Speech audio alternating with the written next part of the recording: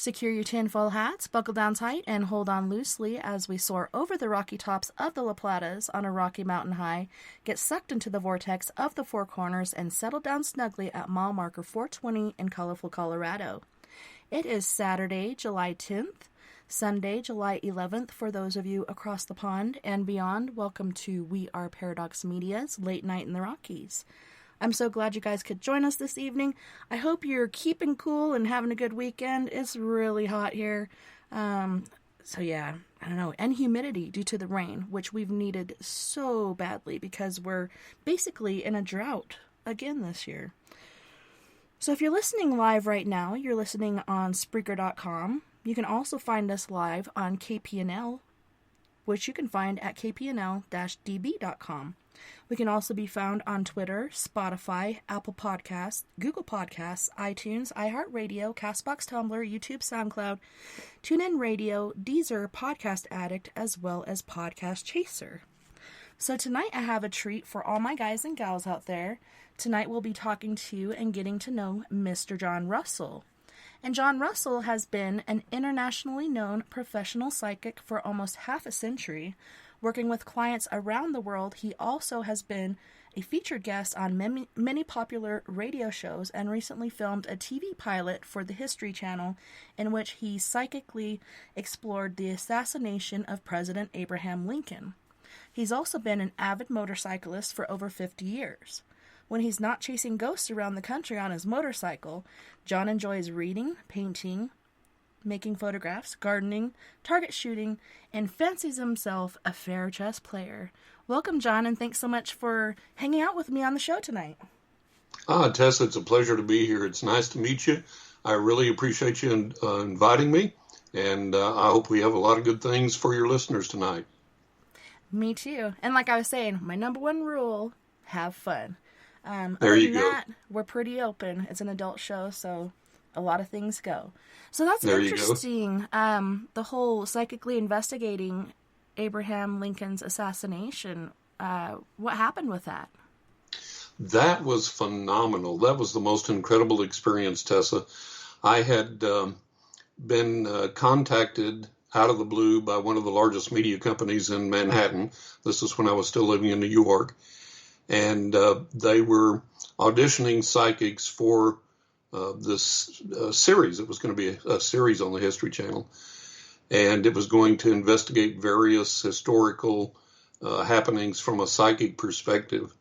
So I passed the audition tape and the screen test, and we went and shot the pilot. And the pilot was that we went to Washington, D.C. and other places like in Maryland, and I psychically investigated the assassination of President Abraham Lincoln. And the great thing about it was that we got to go in all of these places, all of these historical places, like Ford's Theater, for example, and there were no tourists there, no one there but the docents. It was just me and the film crew, and we had free run of the place, and that was everywhere we went. So it was astonishing enough just to go in these historical places, but then to have the run of the place to yourself was just mind-blowing. And then the energies that are there from these incidents, from the assassination and from the people involved and all the things that I experienced and saw, I can't describe to you. There's not words for the powerful energies and emotions that are still resident in all of those places. It was one of the most amazing experiences I've ever had. So what did you discover with your investigation? Was it anything different from what's been reported in the history books and such? Absolutely. And that was one of the neat things about it was, well, for one example, there's a Lincoln Museum underneath Ford's Theater. And we went into there, and one of the displays is a door with a hole drilled in it. And it said that Booth drilled the hole in the door so he could look in and see if Lincoln was seated and where he was at and where his attention was at, so he would know when to burst through and shoot him. And I said, nope, that's not right. That's not how it happened. I said, Booth did not drill that hole. Booth had the hole drilled by someone that worked at the theater that wouldn't arouse suspicion by doing so.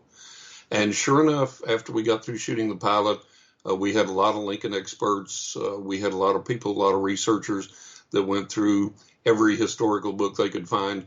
And sure enough, we found out that indeed Booth did not drill the hole, that it was indeed drilled by a theater worker at the instruction of the theater owner, who was supposedly in coordination with Lincoln's bodyguard, and so saying that the bodyguard needed a hole so he could peek in on Lincoln. So I went against everything that was accepted there, the official party line, and the psychic gift proved to be correct.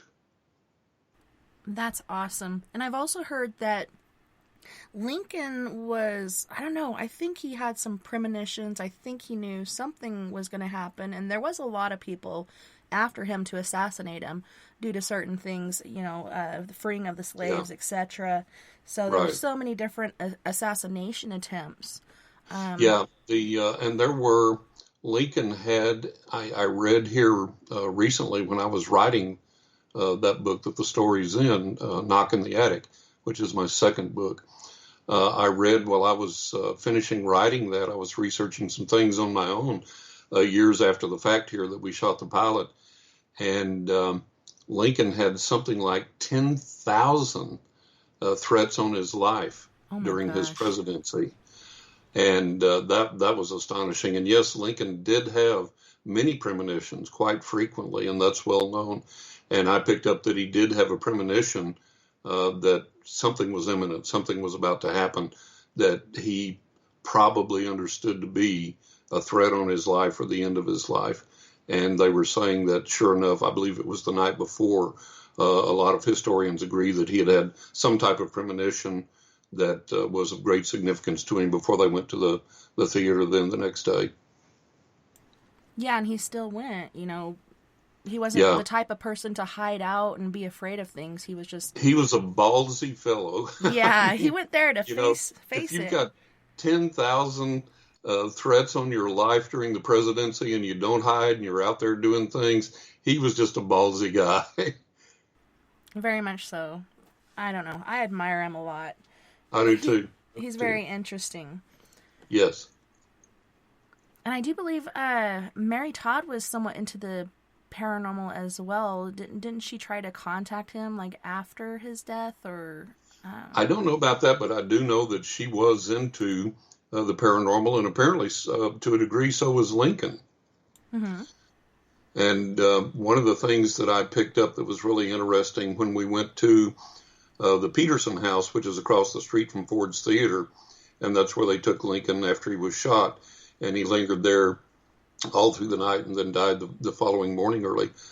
One of the things that I picked up when we were in there, and I said, Ms. Lincoln wailed like a banshee during the night inconsolably. And I don't mean that she cried loudly or sobbed or whatever. I said almost all night I'm picking up that she literally just almost screamed, just screeched, and was inconsolable. And sure enough, they consulted the history books, and the people that were coming and going, the people that were there with Lincoln, the doctors, the other people of the government that were coming in, trying to hold things together and checking on him. The reports were that indeed she was that way. Yeah, I could imagine. Is it true they had a child, but then the child had passed away? So she was just basically left alone after he died, correct? Or? Yeah, I don't know. The great thing that made me the choice for this particular show was that I'm the poorest student of history on the planet. I don't know anything about it. I don't like it. I was the guy in school that had the crib notes on his hands trying to pass the history test. And so they said, this guy's perfect because we take him in here. Whatever he gets is going to be from his psychic gift. And if we confirm that, then we've really got something. It's not going to be any knowledge that he has from his study of history or anything like that. That's awesome. Yeah, I like to go in on cases cold. I don't like to know anything beforehand. And as far as history, it was not my favorite subject. And it was always the first class in the morning, which I've always been like a night owl. I have paranormal PTSD. So I'd always be trying not to fall asleep during class. Right. It was so difficult for me. But Yep.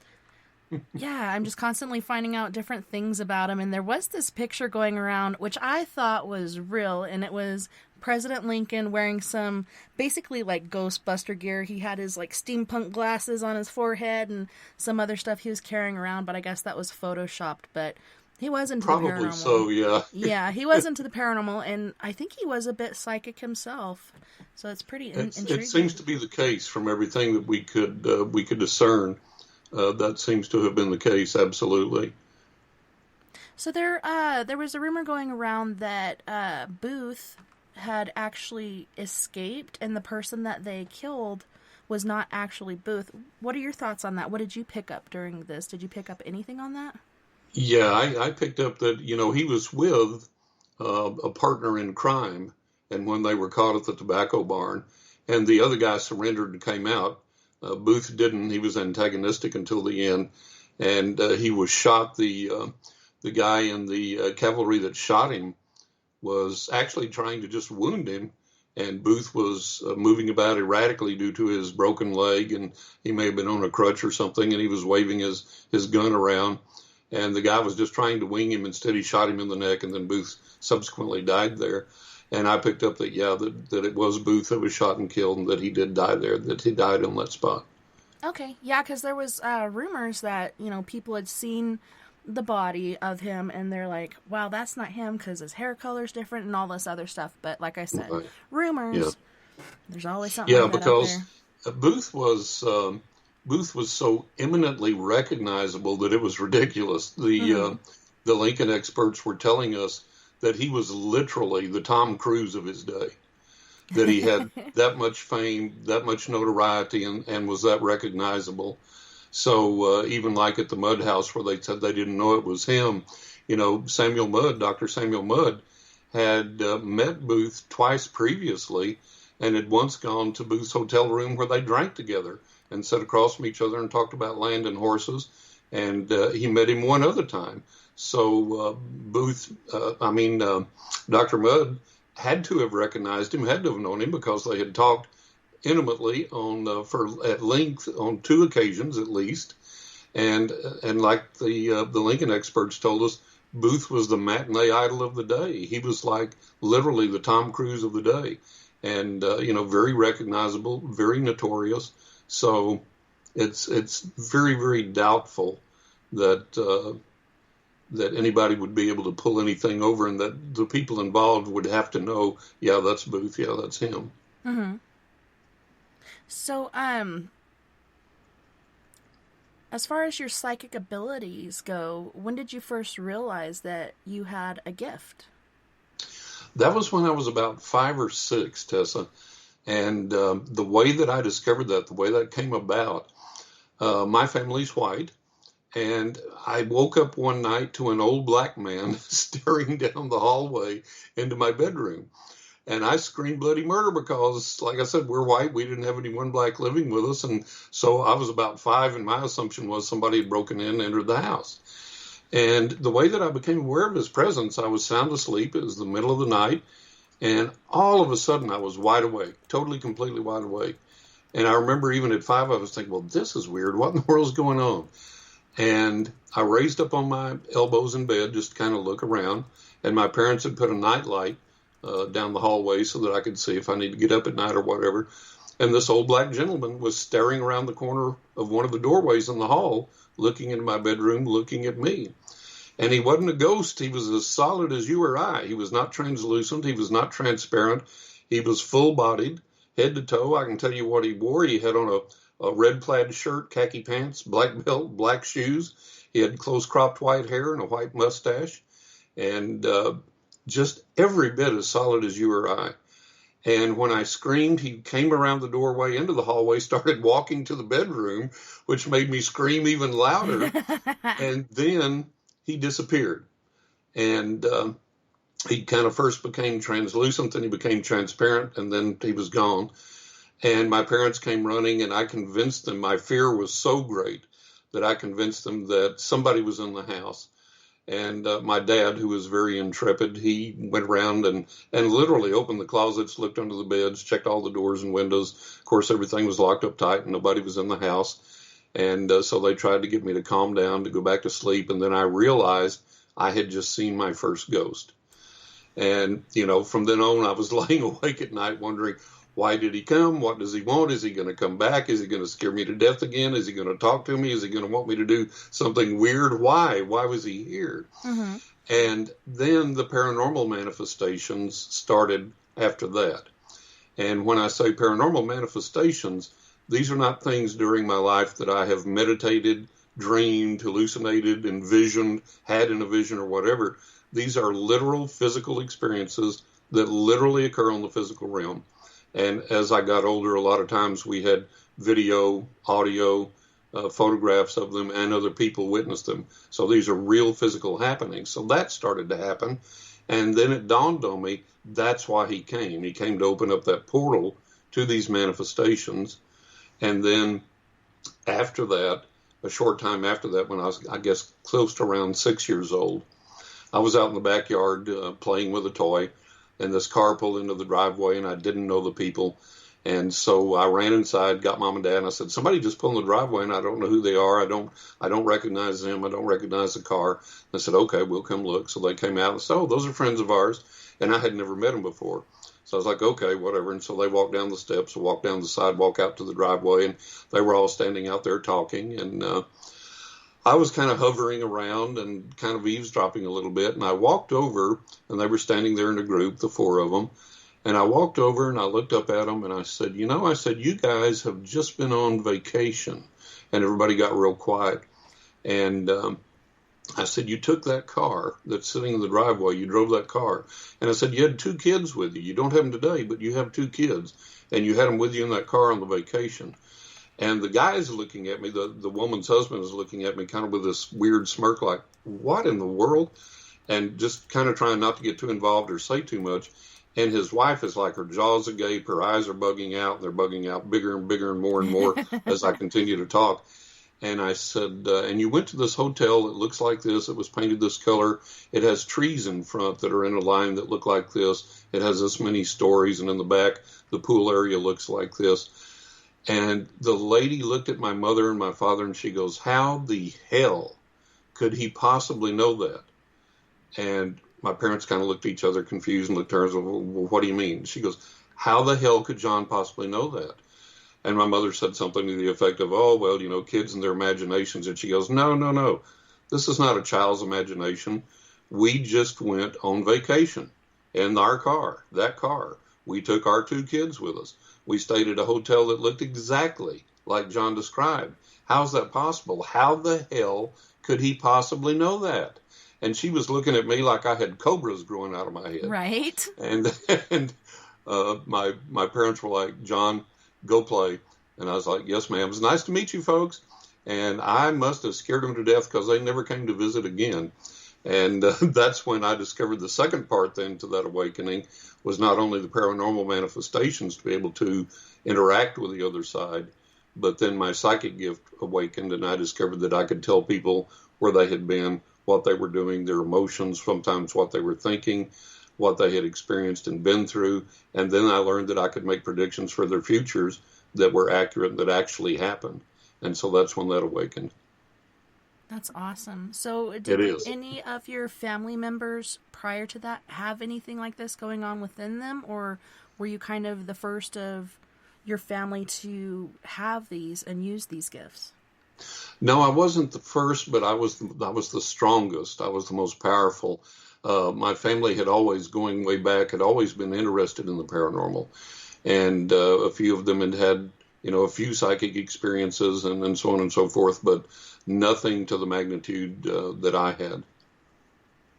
It's interesting. And when you saw this ghost, were you living in New York at that time, or were you guys living somewhere else? No, this was in West Texas. I grew up in West Texas. Wow. Yeah, and lived there most of my adult life, and then moved to New York, and then ultimately to Florida. So when you moved to New York, was it crazy with paranormal activity, being that it was one of the original states that were founded, or did you see a difference as far as the paranormal? Every place has a ton of paranormal activity. I always get tickled at people when they say, how can my house be haunted? I just built a new house. We just cleared the lot and built a brand new house. How can it be haunted? Well, every place on this planet has had people living there and dying there. And so every place on the planet is haunted. Every place on the planet has spirit activity, and some spirits roam, pass through places, come and leave, stay a while, whatever. And then, like, I became a portal, literally a magnet for the supernatural manifestations. And wherever I go, I activate things. Things come to me if something's already going on there, and I come to visit or to do an investigation or someplace I move to, then it intensifies dramatically. So whatever's happening and already really, really intensifies. And if there's not much happening there that people haven't noticed, when I come, there soon will be. And for that reason, I always tell people, oh, I'd like to hang around with you and see this, see that. I said, be careful what you ask for, because a lot of people have said that and then haven't been able to handle the intensity of the physical manifestations that occur. And a lot of times I've had friends literally run from my presence when I demonstrated something to them, and it scared them so bad that they would literally run out of the house. And other people have, once they've experienced something with me, it's like it'll attach to them for a while, and they'll continue to experience it for days or weeks, sometimes even months afterward when they go to their own homes or whatever. Yeah, it's very intriguing. And like you're saying, like having these gifts, you're kind of like a beacon for the other side. They're like, hey, there's somebody that I can talk to or communicate with, or somebody that can hear me and help me. So yeah, we have that going on here too, with myself and my kids. We have an original ghost that passed away here, but we also have ghosts that come and go. Some stay for a while and some are just, in and out. But it's very intriguing. So as a kid, did you share this with your friends, or did you kind of keep this stuff to yourself? Because, otherwise they'd be like, stay away from that guy. He's crazy. I know, right? Well, I tried to share it with my friends because I knew these experiences were real, and I wanted to know the depth of meaning behind them. I wanted to share them with other people to see if they had experienced similar things. And for the most part, it was like, exactly like you said, oh, you're crazy, or you're stupid, or you're imagining things. Get away from me. I don't want to talk about this weird stuff. But then there were some interesting things that happened. I haven't practiced it, and I'm not proficient at it, but occasionally I can do psychokinesis. And I learned that at a very young age when we were out playing dodgeball one day. That's when I was in elementary school, and after all the gifts had awakened and everything. And there was no wind. It was perfectly still. And this guy had thrown this dodgeball up in the air, and I felt this power come up over me. And I just pushed both hands toward the dodgeball and released that power, and it stopped in midair and went backward and fell down back toward the guy that had thrown the ball. And there were about 2 or 3 kids besides him that saw it and absolutely, totally freaked out. And then, of course, there were the naysayers who were like, well, he didn't do that. It was just the wind. They said, there's no wind. There hadn't been any wind today. It couldn't be the wind. And you saw it. It was coming this way, and it stopped in midair and then just fell backward over toward this guy. And we saw him do it. And they were like, no. And some of them were like really freaked out and wanted to know more. How did you do that? And then other people were like, no, or stay away from this guy. He's a wizard or of the devil or whatever. And so I learned early on then that, okay, not everybody is receptive. Not everybody cares. Not everybody wants to know. People have their own preconceived notions. They have what they've grown up with, and they believe that to be the ultimate one and only truth. And it's very hard trying to break through that. So I began to learn who I could talk to about it and who I could reveal that to and who I couldn't. Yeah, so very true. I don't know. For me, growing up, like, the paranormal was normal, and I was about the same age as you when I saw, not the first time I saw it, but the first time I remember seeing an apparition. Right. And yeah, you just kind of, like you said, you just stay up every night after that. You're waiting for something to happen. But sharing it with other kids, I learned not to do that, because then I didn't have any friends anymore. And so I kind of stayed in what I call the paranormal closet until 2012. And then I didn't really care anymore what anyone thought, and, started my own group and everything to help people, because I think we are given these gifts for a certain reason, to help people on this side and the other. Oh, absolutely. Absolutely. Yeah, it's been my privilege I've read professionally for 50 years now, which just seems so bizarre to say. And I've read for clients in over 40 countries around the world, which blows my mind. And Wow. I've been able to help a lot of people with my gift and with these readings. And that's been the focus of my readings is no pie in the sky by and by stuff. Let's hone this, refine this to where we can get it to the point that this is what's happened to you and why, this is what's going on now and why, here's what to do about it, here's what's coming in the future, here's how to act and react to that, and in practical ways so that people can, you can be as spiritually minded as you want to, but you still got to put gas in the car and you still got to eat. Right. So I want people to come away from the readings with some concrete advice and structure on what's coming, what they need to do, how to fix things, how to make their life better, what to avoid, what to accept, what to seek out, so on and so forth. So it's been a real blessing to be able to do that and to help so many people. And that's the most rewarding thing about what I've done. Yeah, and I know, like for my group and everything, we don't charge. If people want to donate, we take donations. But there's so many people out there that are like, if somebody does charge for doing readings or different things like that, they get really upset about it. But Yeah, even a yeah. friend of mine was like, you got to make a living. You're Well, that's spending your it. time. You're helping people. You're not taking advantage. Right. You need to charge for this. And Yeah. I still Well, have issues with that, but I don't see anything wrong with it because carpenters get paid. Tilemen get exactly, paid. exactly. Well, it's like I was discussing this with a friend of mine that hosts a podcast that I'm on regularly, and we were talking about this.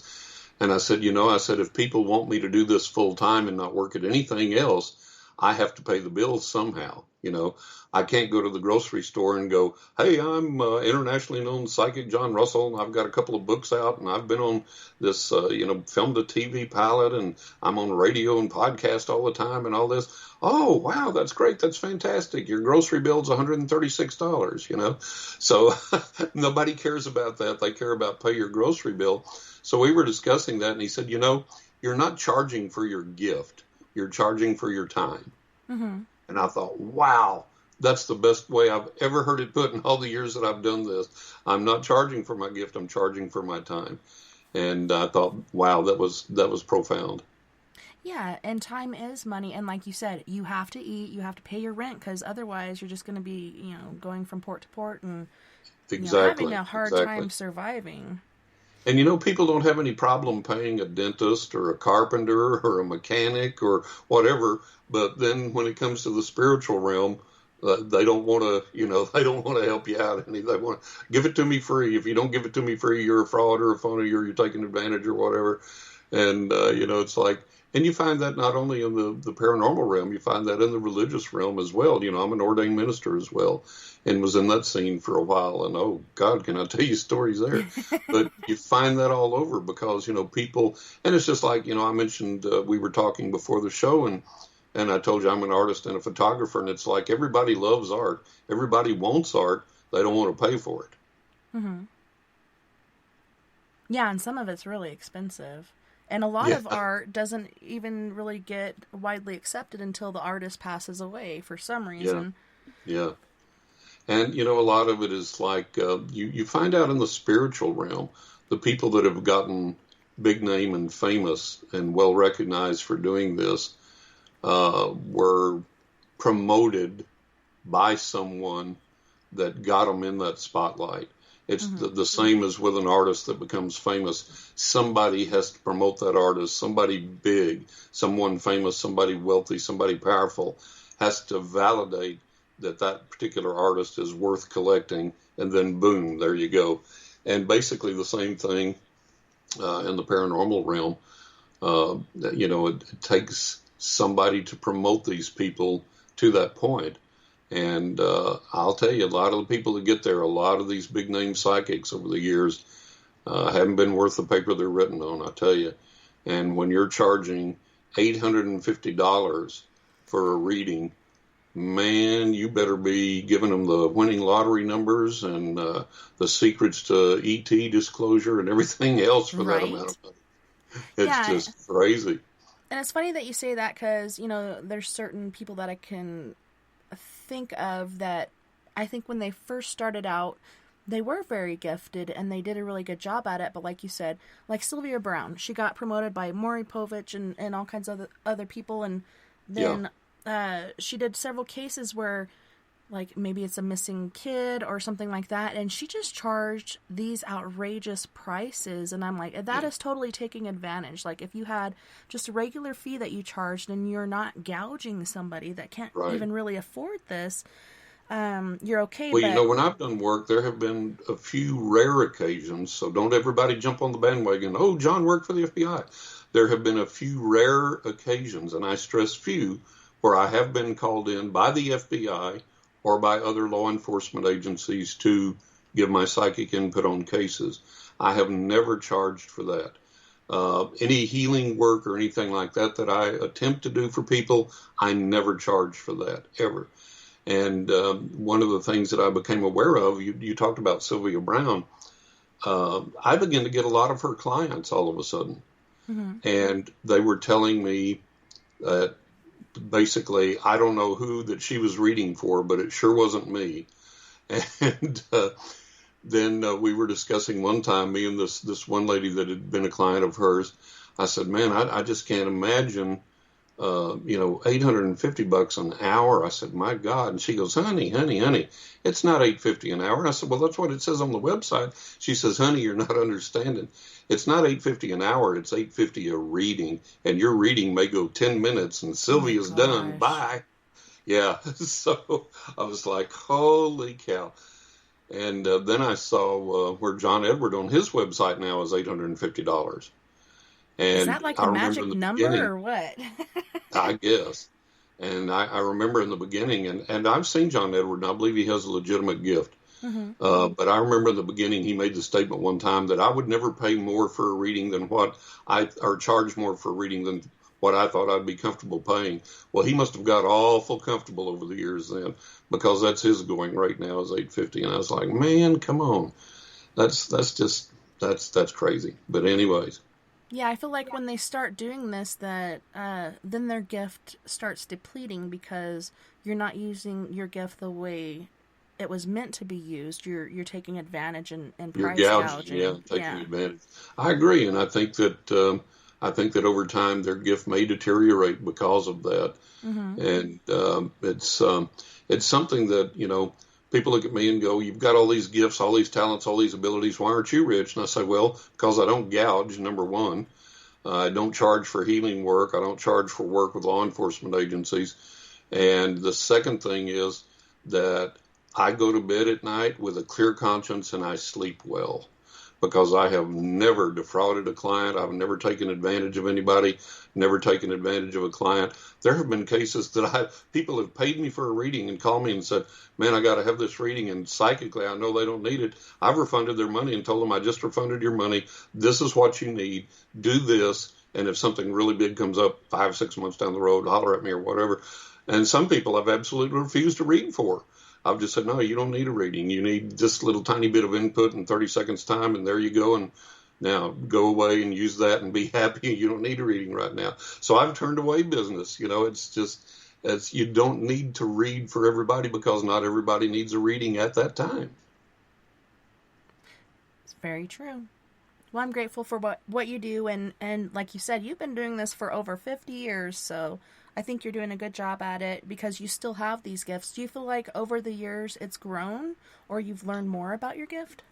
Oh, God, yeah. It's what I tell people is people ask, well, isn't everybody psychic? And I say, well, yeah, everybody's psychic in the same way that everybody has a little bit of a musical gift.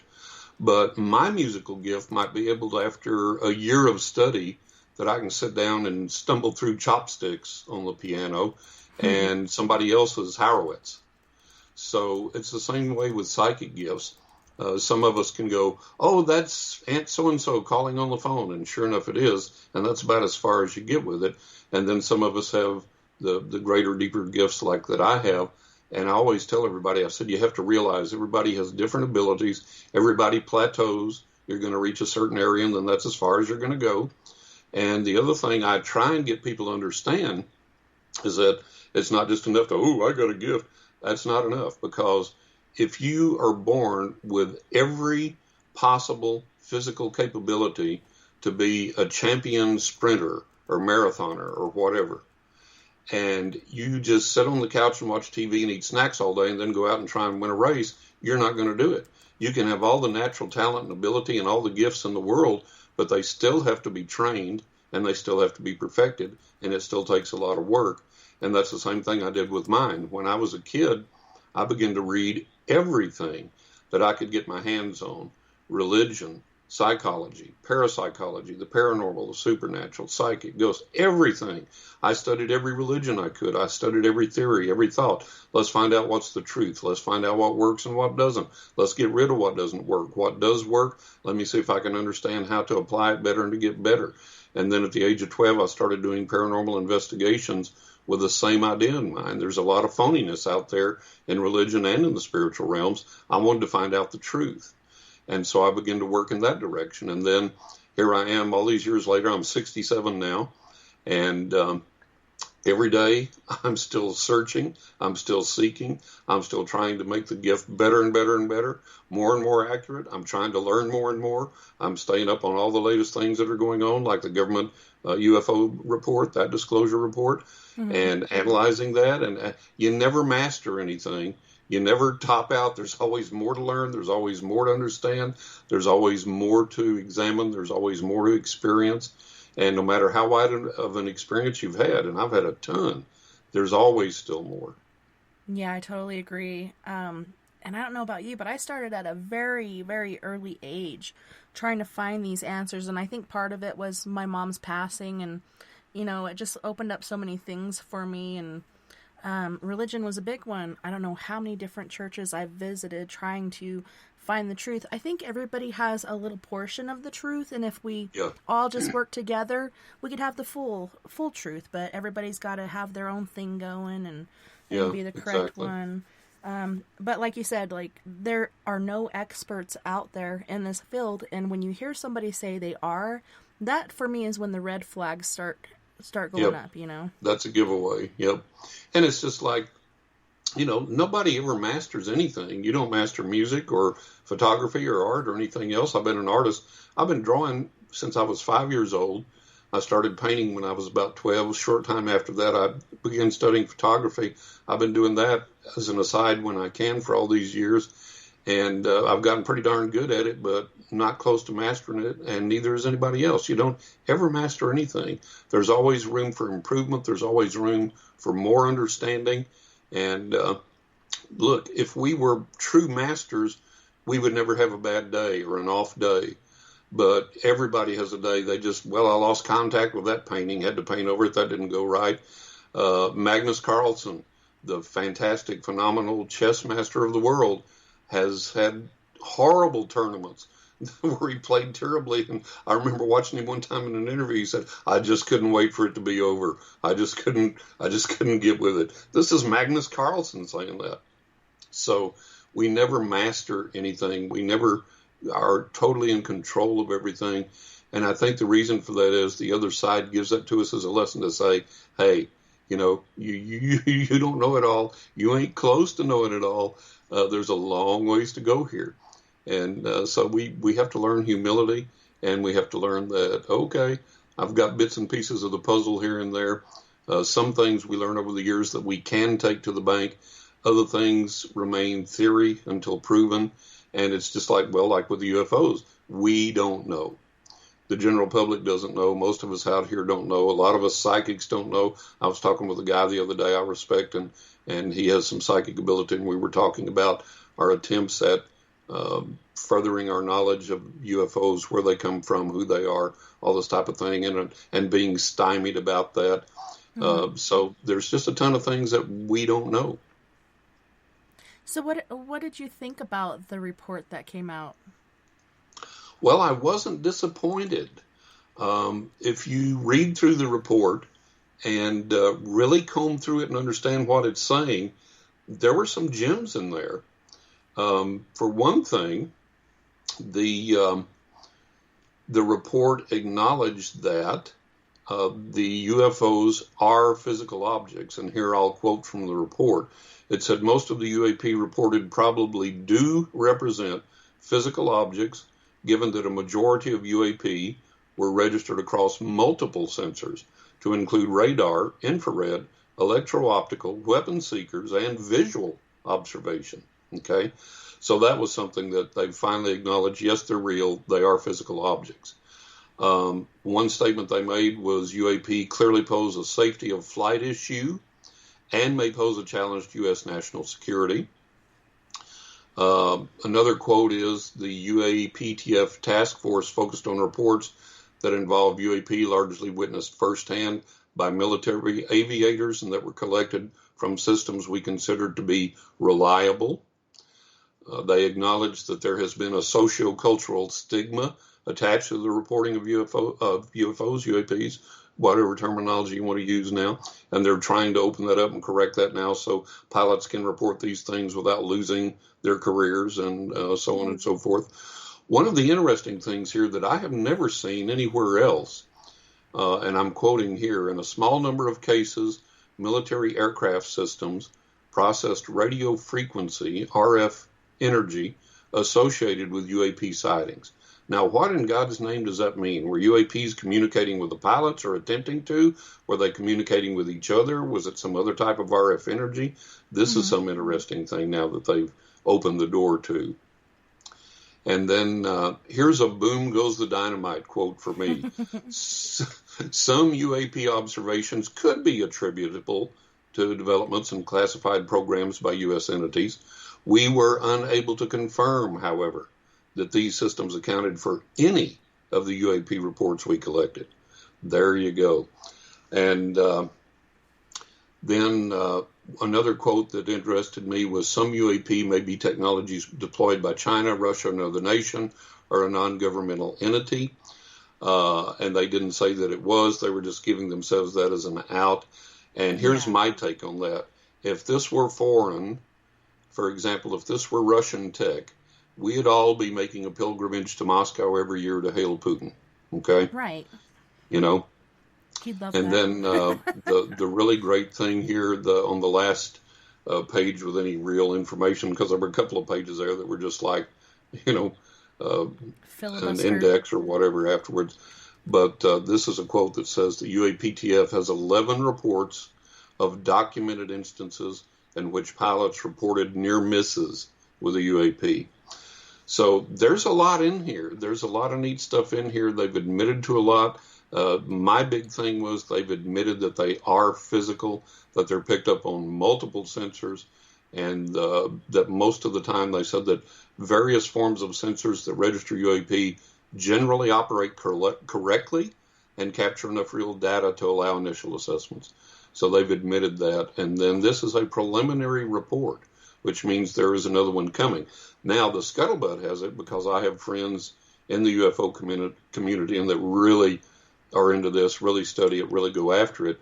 And, what we got, the public report, was altogether a total of, 9 pages, 11 pages, whatever it was.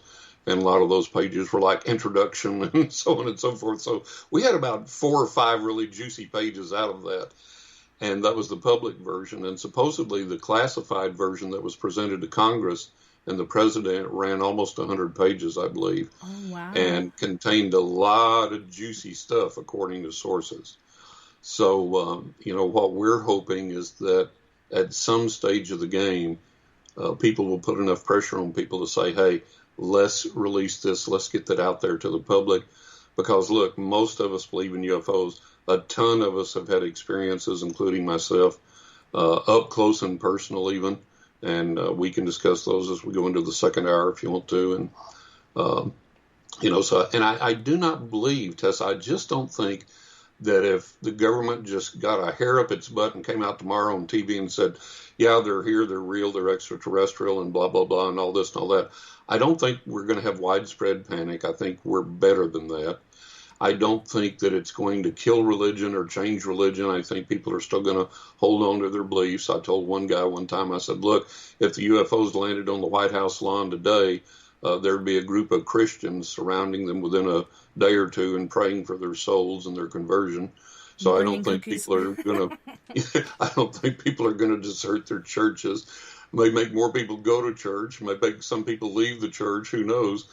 I think we can handle it. I think that, they've tap danced around this forever, Mm-hmm. and they've had all the stupidity in the world they've shoveled down our throats, swamp gas, Yeah. weather balloons, the planet Venus, on and on and on.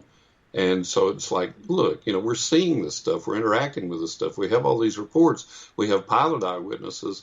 I had a friend that was a pilot for Mitsubishi aircraft, and he was the head flight instructor. And I asked him about it when I was a young man. I said, "You ever see this?" And he said, "Oh, all the time."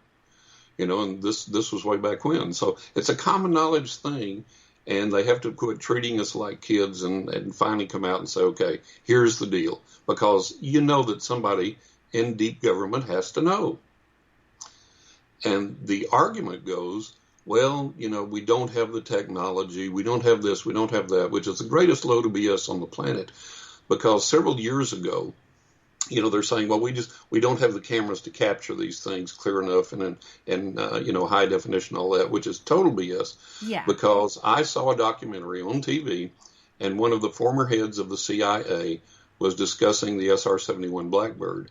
And for people that don't know, the Blackbird, that was one of our top secret craft that flew in subspace, literally, and at such fast speeds that nothing on the planet could catch it. You could fire missiles at it, rockets at it, nothing could touch it, nothing could catch it.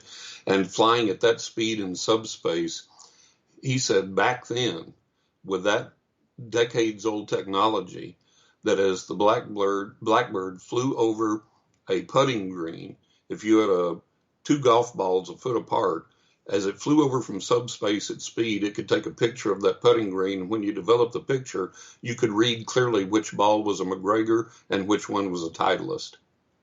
And he said, now, that's decades old technology. Imagine what we have now.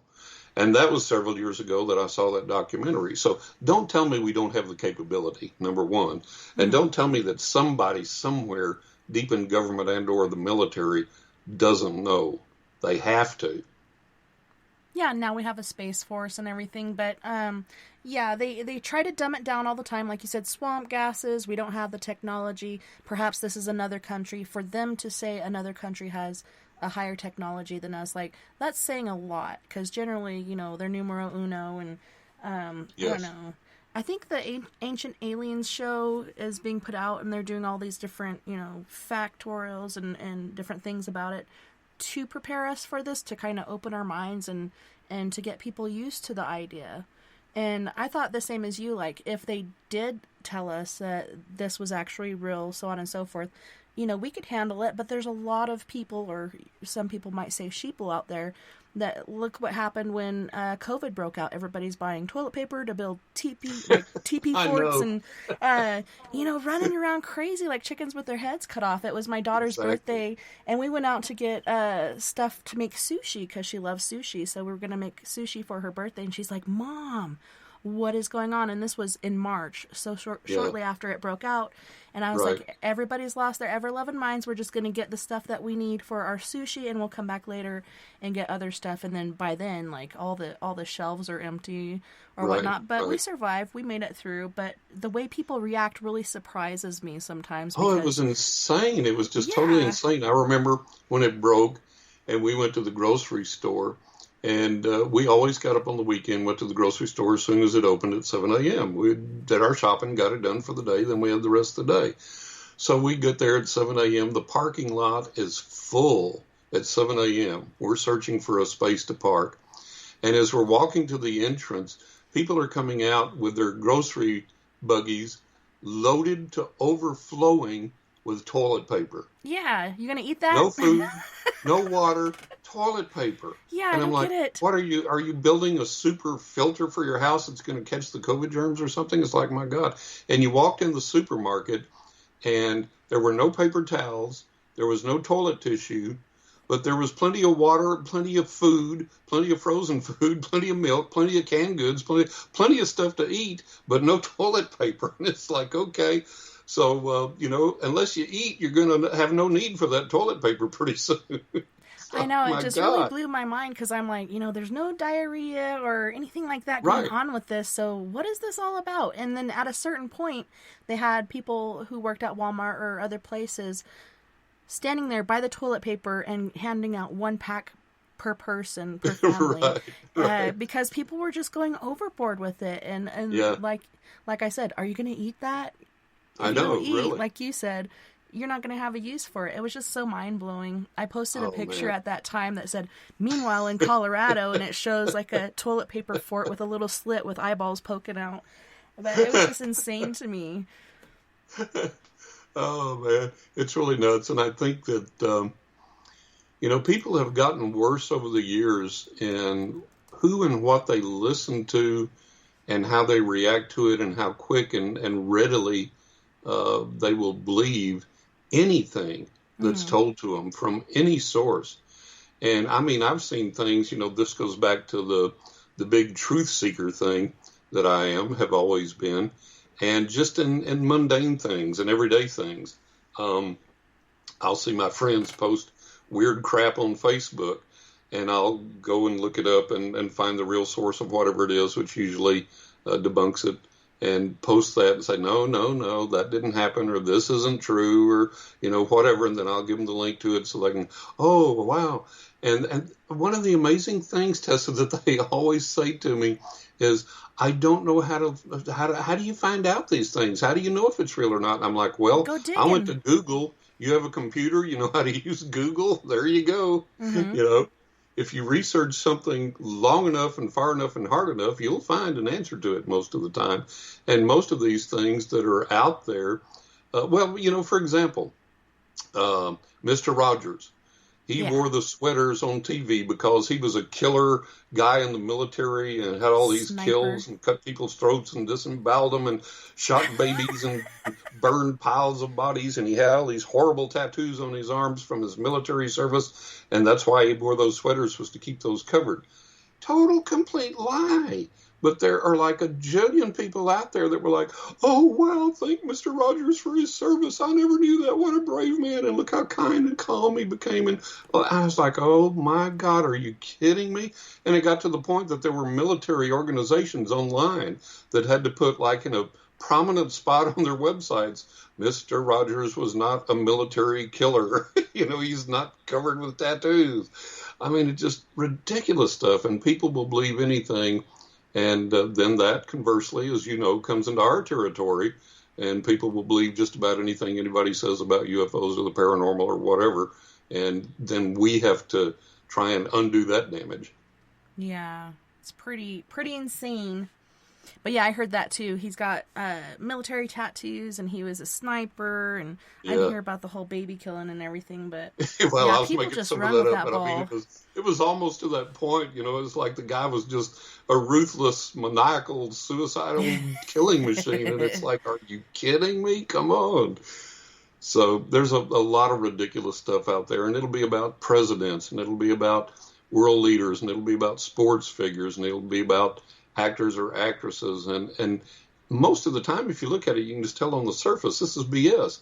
But Mm-hmm. it just astonishes me, the people that I know, and some of these people are intelligent people, and they will Yeah. swallow it hook, line, and sinker, and repost it or retweet it or whatever, and it's like, oh my God, I never knew that, and all this, and it's like, come on. So it's an ongoing process of trying to just keep people out of the gutter and back up on the Yeah. main road, keep them out of the bar ditch and keep them traveling on the straight and narrow there. Yeah, I'm constantly being surprised and amused by the antics out there. Yep. Uh, but on that note, we do have to go to our first musical break. On this All right. break, we have Gravity from Krakow, Poland with Throw You Away, as well as Take a Walk in My Shoes. Then we have Fred Johnson III from Canyon County, California with Sugar. And then we also have our musical host, who is Roy Washington, his band Prime Example, featuring Miss Carolyn Giles with Dancing Machine. You guys don't go anywhere, but we'll be right back after this musical break.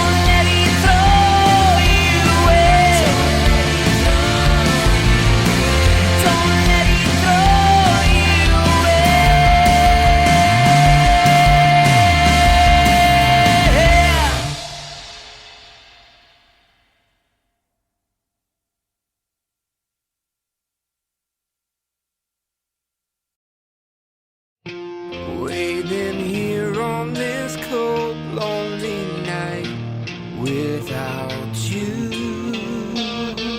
The tension's overbearing, wondering, are you coming back home again? To inspire fondness with love. Where did our love go wrong? My sugar.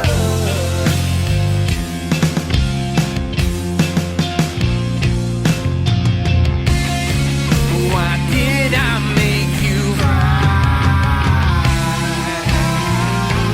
Whispers flow through my mind when I think about you. That warm feeling in me. My heart sings a sad song and just melts away.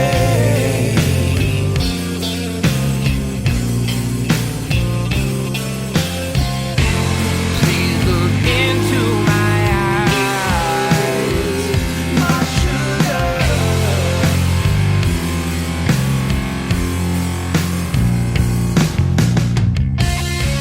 There's life in out there.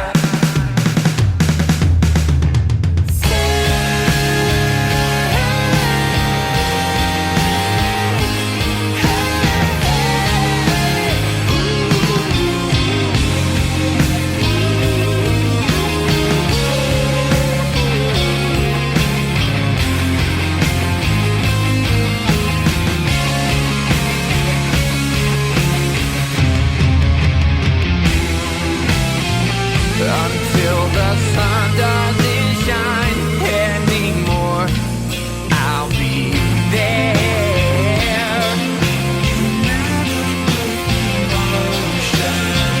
When time is a memory, I'll know this love.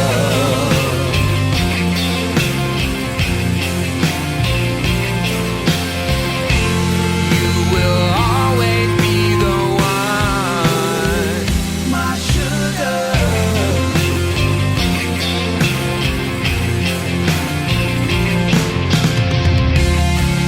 The feeling is so strong. Waiting here on this cold, lonely night without you.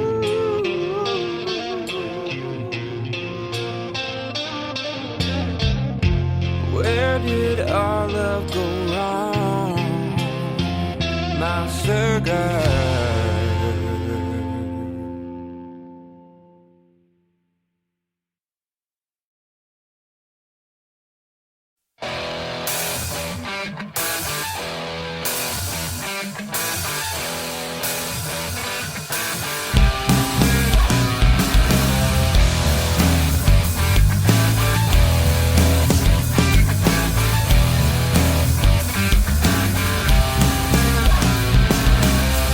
So I walk down the street, thinking all the things you said you need.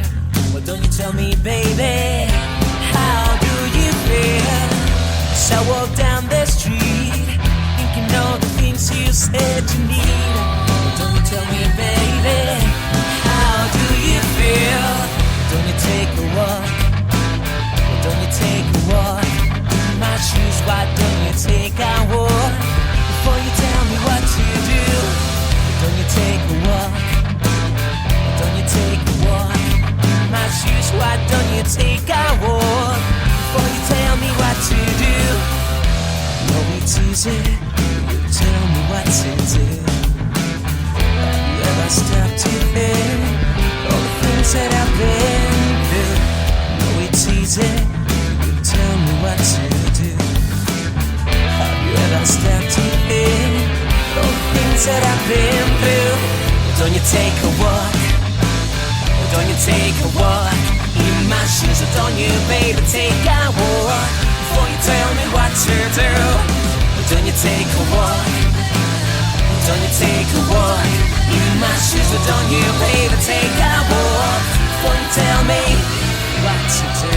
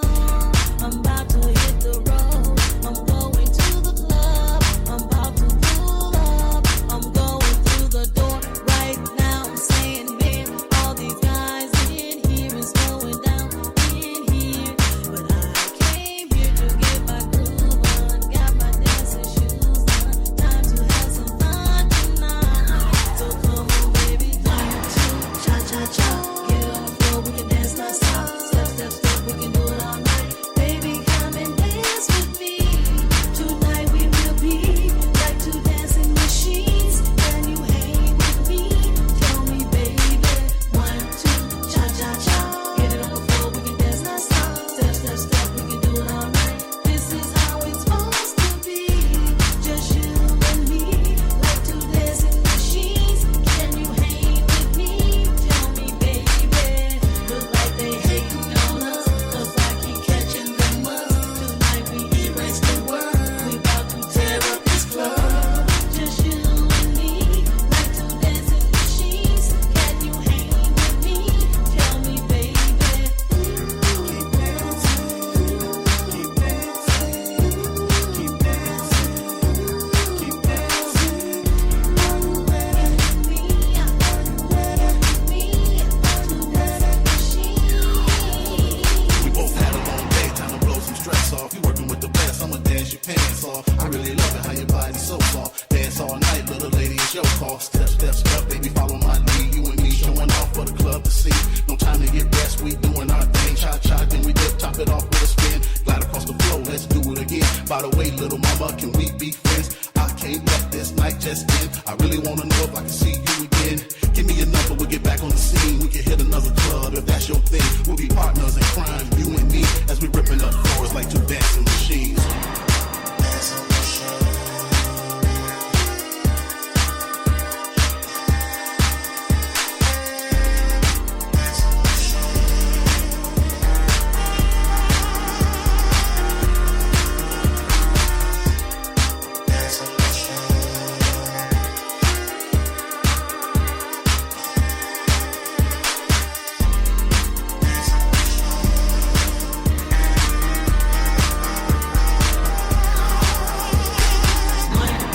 Cha-cha-cha, get it on the floor, we can dance non-stop. Step, step, step, we can do it all night. Baby, come and dance with me. Tonight we will be like two dancing machines. Can you hang with me? Tell me, baby. 1, 2, cha-cha-cha. Get it on the floor, we can dance non-stop. Step, step, step, we can do it all night. This is how it's supposed to be. Just you and me, like two dancing machines. Can you hang with me? Tell me, baby.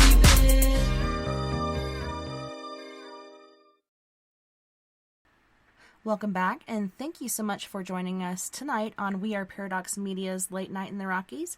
Tonight we have the awesome and talented Mr. John Russell. Welcome back, John, and thanks so much for bless hanging your out heart, with Tessa. us. Thank you. It's great to be here. We're having a good time. Yeah, I've had an awesome time so far, and I mean, there's just a plethora of stuff that we can talk about, which we were on break. We were covering all the different paranormal groups on TV, but yeah, and the UFO thing and demons and whatnot. But you were talking about some UFO experiences that you had, and I'm very curious. I'd like to hear your experiences for sure. I'll tell you, two of the most dramatic ones that I've had. The first one was when I was about 20 years old, I guess. And I had like a jillion paranormal experiences. Of course, I'm exaggerating, but I mean, I had a lot of paranormal experiences up until that time, all physical manifestations, all real things. So, you know, I was beyond convinced of the reality of the paranormal, the spiritual realm, and so forth. But I did not believe in UFOs. I had read the books, I had read the magazines, I'd read the interviews, I'd seen people on TV, and I was like, nope, nope, nope, nope, nope, nope, nope. And so I was at this place, and I had come out, and this is in West Texas, and I had come out, and when I opened the door, the first thing that hits me in the face is this blast of wind, and it's overcast. I'm like, oh, okay, we're in the tip end of Tornado Alley, and we used to get hellacious hailstorms. We used to get tornadoes, bad thunderstorms. And so I said, okay, looks like we're in for it. And so where I had to go to my car, I could see my car in the parking lot across the street. It was a little narrow 2-lane street, and the parking lot was right over there, and my car was right there, and I could see it. And so I thought, well, I better make a run for it before the weather really turns loose on me here. And as I started to go towards my car, go towards the parking lot, I noticed that down in the parking lot, right next to my car, is this column of a cloud coming down from the clouds up above, attached to the clouds above. And it's resting on the asphalt in the parking lot. So, I'd seen tornadoes, I'd seen twisters, I'd seen dust devils, I'd seen all kinds of things. I'd never seen anything like this. And then as I'm standing there watching it, these glowing orbs begin to emerge from the cloud and then recede back into it. And they're like this phosphorescent yellow and green and blue and purple and orange and red. And my first thought, Tessa, is, okay, I've gone nuts. I'm 20 years old. I've had a stroke. I've gone nuts. Something's happened. Something's fired in my brain. I'm just going to go to the hospital, turn myself in.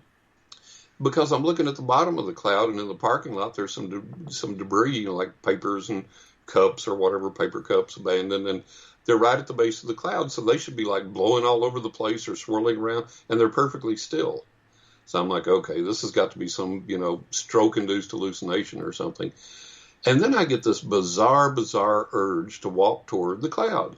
Oh, wow. So I start walking toward the cloud, and it advances in the parking lot towards me, still down on the ground, still attached to the clouds above. I stop, it stops. I back up, it backs up. I walk toward it comes toward me. I stop, it stops. I back up, it backs up. So I'm like, wow. Okay, that's it. Around the bend, that's as soon as I can get in my car, I'm just going to go to the hospital and say, hey, give me a room. And about this time, the door to the building opens, whacks me in the back. This buddy of mine comes out and he goes, oh, man, sorry. He says, what are you doing standing so close to the door anyway? And then without waiting for me to answer, he looks up and he goes, oh, boy, looks like we're in for it. And then he looks over in the parking lot and he goes, what in the world is that? And I go, oh, thank God, thank God, thank God. I'm not nuts. He sees it too. It's real. So I said, look, watch this, watch this. So I walk towards the cloud. It comes towards me. I stop, it stops. I back up, it backs up. I do this 2 or 3 times. I look over at him and I go, isn't that the weirdest thing you've ever seen? And he's bug-eyed. He looks at me like I'm the weirdest thing he's ever seen. He goes, bye. And his car's parked the other way. And he turns and like runs down the alley towards his car. And I'm like, oh, great. Now here I am alone with the thing. I know it's real. What the heck do I do now? So about this time, it goes back up into the clouds above, and all the clouds come rushing over. And I'm like, I'm going to make a run for my car. So I go running across the street, get in my car, and I'm just sitting there going like, what in God's name was that? And so I start my car and I back out. And I know this town like the back of my hand. So I know where all the streets are. I know where all the blocks are, where everything's located. And as I pull out and get on the street, it starts to rain. And this is not one of those everything's bigger in Texas stories. I mean, in Texas, it can rain in 20 minutes time. It will flood your yard. Yeah. It will flood streets. It will flood underpasses in 20 minutes. But this rain starts coming down, and Tessa, it's unlike anything I have ever experienced living there my entire life. With my wipers on high and my headlights on, I can't see more than a foot or two past the hood of my car. That's the visibility. And there are cars angle parked on the street, and I can look out my passenger side window, and I can't even see the cars that I'm passing by angle parked on the street. And I'm like, man, what the heck is this? And I'm really getting worried because I'm going to hit somebody. Somebody's going to hit me. I'm going to scrape these cars that are parked over here because I can't see them. So there's a street, Beauregard, and our Sears store set on that. And then the back street was Toohig. There was a big parking lot and a Sears Automotive. And they had, that was the rear entrance then to Sears.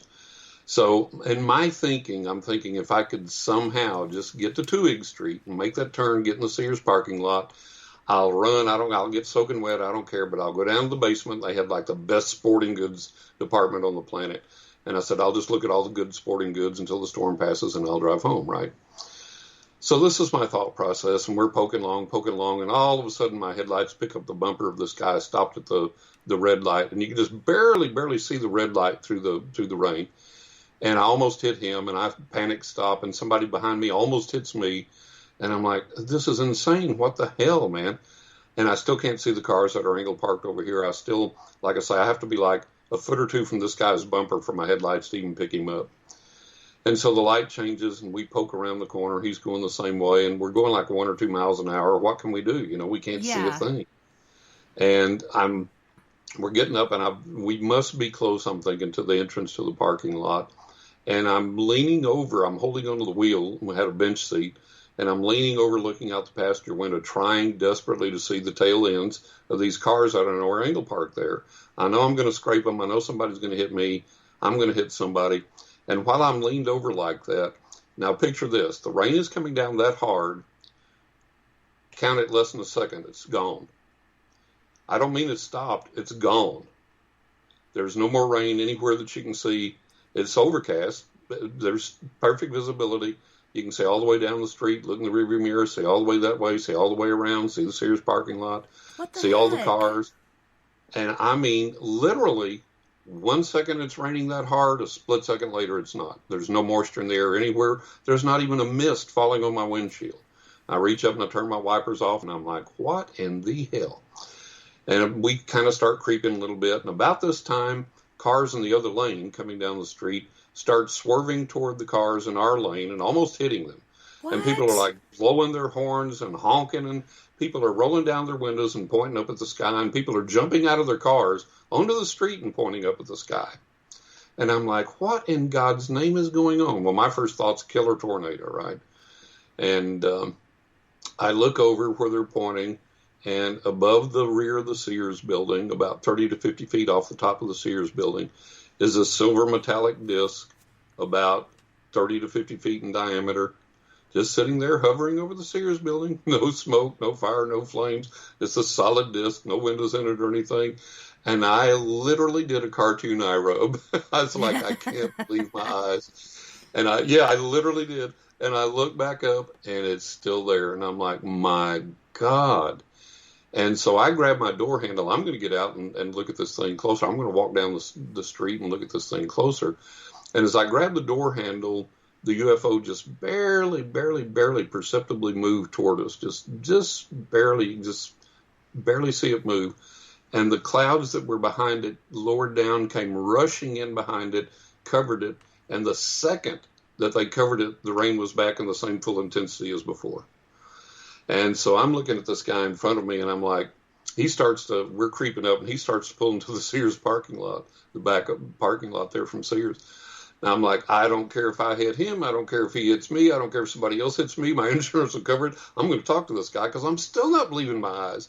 In spite of all these witnesses and in spite of what I've seen. So I pull into the parking lot. We just park. We can't see the lines. It's raining too heavy. And I see I'm right beside him. I see his dome light come on. You can just barely see it. And he jumps out, and so he's running for the building. So I jump out, and I'm running for the building. The rain's coming down so hard it hurts. I'm shielding my eyes to run. And so we get there, and it had like an airlock inside. There was a vestibule, a big mat where you wipe your feet, and then there was another set of double doors. You went into the store proper, and to the left was downstairs to the basement. And so he was just standing there on the mat with his head down, just standing there stone still. So I walked around in front of him. I remember at the time I didn't wear glasses, and he did, and his glasses were all beaded with water. He hadn't even wiped them off, and he's dripping water like he just came out of the shower. I'm dripping water like I just came out of the shower. And I stood there for a little bit before he recognized that I was even there. And he looked up at me, and I said, hey, buddy, did you see what I just saw? And he said, yeah, but I damn sure ain't going to tell nobody. And he sidestepped me and walked off through the store. And you have to remember that back then it was way worse than it is now. You know, you get made fun of, you lose your job, all this kind of thing. So he wasn't about to have anything to do with any of it. So, you know, I had all this full validation that they're real. And so I had to change religion. I changed it. I had to say, okay, there they are. They are real. I didn't make them jumping on the wagon and going, I know whose they are or what they are or why they're here. We don't. You know, to this day, we have a lot of speculation about it, but we don't. We have a lot of speculation. And this one's what it is speculation. So I'm jumping on that wagon, but that introduced me to the fact they were absolutely real, were craft versus objects, and the other thing that we could do. And then there I've had several other sites. The most dramatic night site I had was when we moved to Florida here.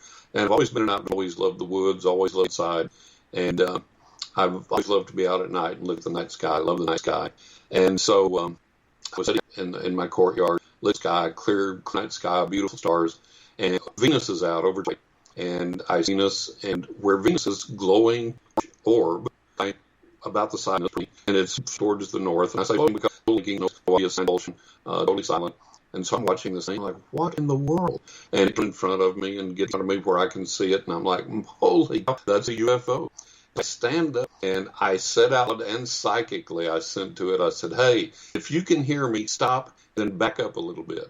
And Tessa, the damn thing stops, reverses course a little bit, and I'm like, holy cow. And then a split second's time, it goes from this low close to me down here, it zips up to the height in the sky here the airliners fly, where they're up way high, and it was there for a second, and then in less than a split second time, it shot into the stars. And hover there for a little bit, kind of wanders around a bit, and then shoots off into the universe.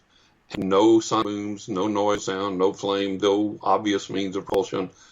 And I was so gobsmacked that I couldn't even think. I was like, I don't know who it is or what it is, but the fact that it can make those maneuvers and break the laws of physics as we wield them and perform the light speed maneuvers without sonic boom, that's freaky. That's incredible. So that was, I think, again, the two most traumatic I had was when I discovered were real, and then with the experience with this one.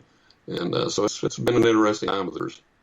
Yeah, it's definitely interesting. And, my mom was the paranormal side. Like, she could see and speak with ghosts. She knew when she was going to die and everything. And Right. My dad never had a paranormal experience until he married her, and then he saw his first ghost.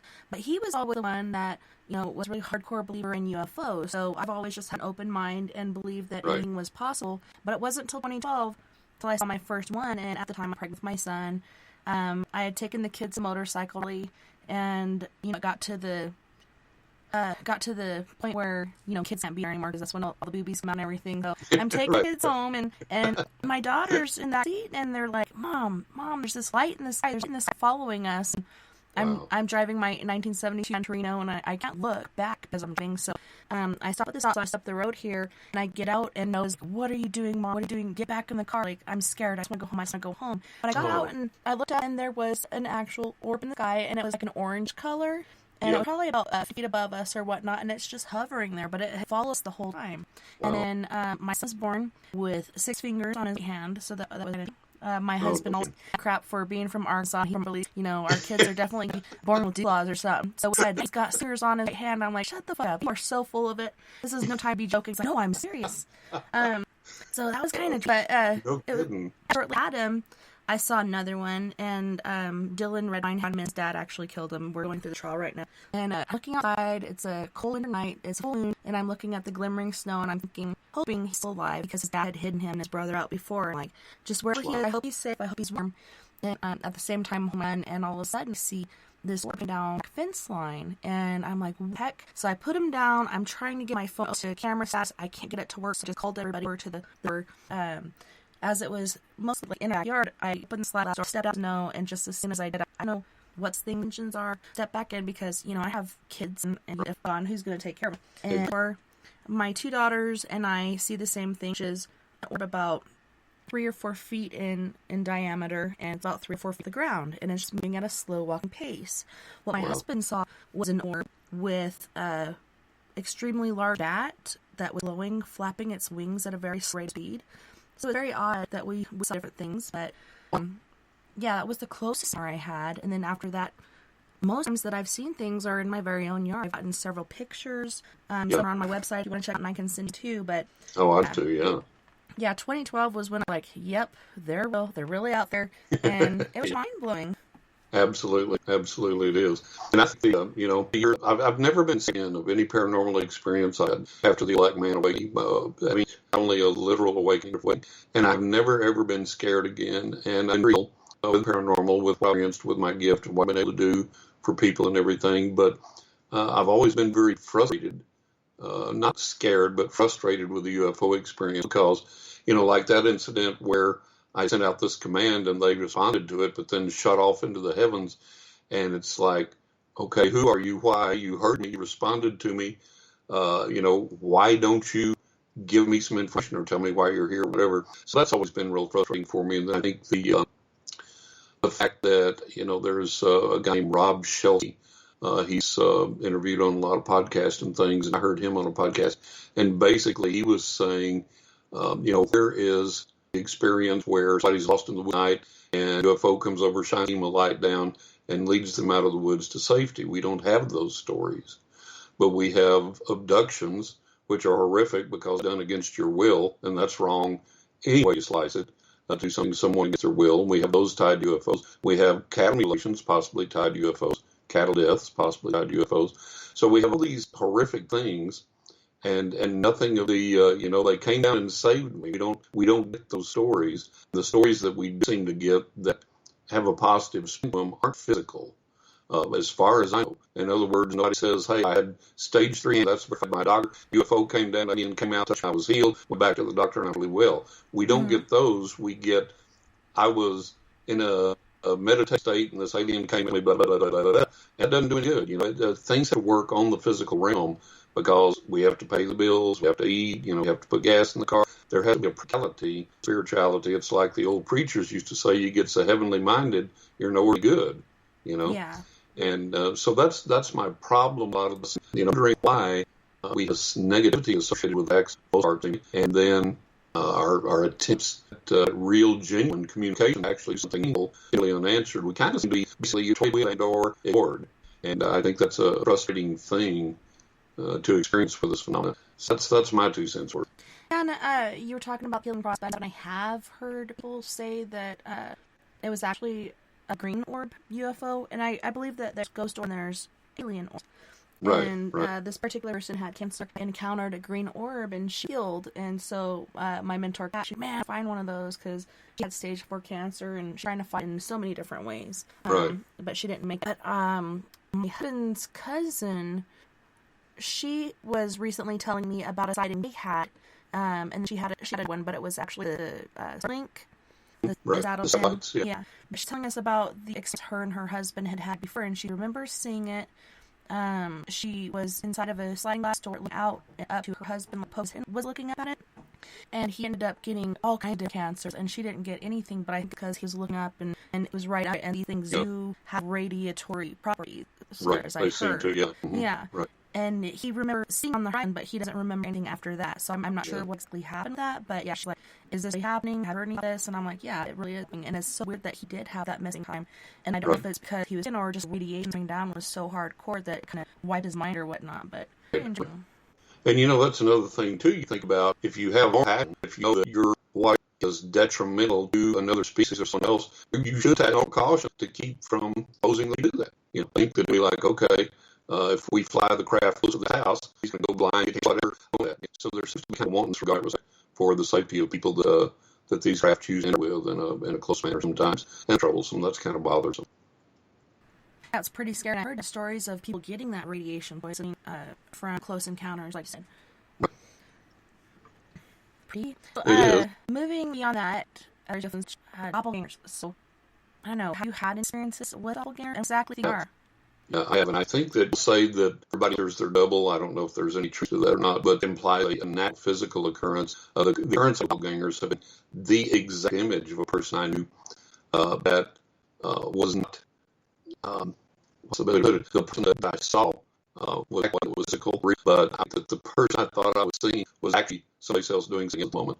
And one time I remember when I was young, I got the morning, and Mom would always fix me and my dad breakfast. And I got up and came. My mother loved to feed birds. She would go out while you're in the dark and feed birds, put food out in the evening, and go a day. And so I was coming down the hallway and looking out our front was my mother across the porch, clearly, physically, no hallucination, no doubt. My mother physically walking across the front porch, and I said, "Oh, she's coming back in from feeding birds." And about that time, she went, "Good morning," from the dining room, and I jumped my skin. I was wide world. I had really seen her over, and so I was thirsty since I have that, and I've seen a lot of my friends since then. And the weirdest one, I was dating this girl that was really pretty and real flashy, and she was flashy in her dress, and she had a car that made it distinctive from others. And so I was out one morning, and I was driving down the road. It was real early, about 8 o'clock, I think, something like that. And I see her in the opposite direction, and I'm like, "What world? You never get up that early." And I'm like, "What are you doing?" So I'm looking at her side. I start, waving, and here she comes, and I'm looking, and she doesn't wave back, and I'm like, "Well, it's got a bird. It's her car." And sure enough, her gets it. There's not written in my mind. It's absolutely her car. It's all the crazy, unique and things. And I'm waving and I'm honking, and she's not paying a bit of attention. She's not waving, not honking back. I'm like, "Well, what in the world?" And we almost side to side, and I can see super clearly. And she has the worst look on her face that I have ever seen on the planet. She's like just staring straight ahead with this death grip, like this bizarre, weird look. And I honk it one more time. She goes and doesn't even look over at me. And I'm like, "Man, this is crazy." So, okay, I'm going to bust her chops here. So while I'm watching her behind the rearview mirror, I grab the phone, and I call her. And I'll leave her a message, bust her chops about this. And so the phone rings 2 times as I'm watching the car recede in the rear mirror. I can still see it. Phone rings 2 times, and she's up. And I couldn't even talk. And she's like, "Hello?" And I'm like, "What are you doing home?" She goes, well, that's a stupid question. I live here. Where else would I? And I said, I just saw you just when I'm watching our receipt in the rearview mirror, still talking to her.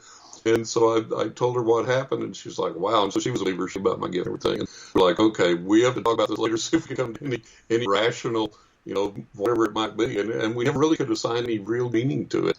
And then I've seen other doppelgangers that they didn't seem to have any particular real message or any particular thing other than just appearing. And like I remember my photography instructor, her husband, they were both professional photographers, and my wife had gone to Niagara Falls, and we were wandering around out there, and I had my tripod set up, and I was taking pictures of the falls, and this guy came over, and he looked exactly like her husband, and he stood there a minute, and I looked over at him like, hi, and he was just kind of staring at us, and he walked a few steps away and turned back, kind of stared at us again, and we couldn't bring ourselves to speak, and so I had a cell phone, and I called his wife, my instructor, and I said, is your husband in Canada? She goes, no, why in the world would you ask that? Here you are. I said, he's not at Niagara Falls. He's sitting right here in the house. I said, well, we just saw him here in the house, so we were taking pictures. And so we didn't know what to make of that. But I've seen a lot over the years. I don't know quite what to assign to it or exactly what happens. I've never got really clear understanding, but it really is bizarre. And one time I decided I'd try and act with one. This guy walked by me. I was sitting in one of the parks here, and this guy walked by, and he looks like my TV producer. He became my friend. And I'm like, it can't be. And so I talked to him, and say, hey, how's it going? And he's like, pretty good. How about you? And he sounds like my friend. And I know my friends that he lives.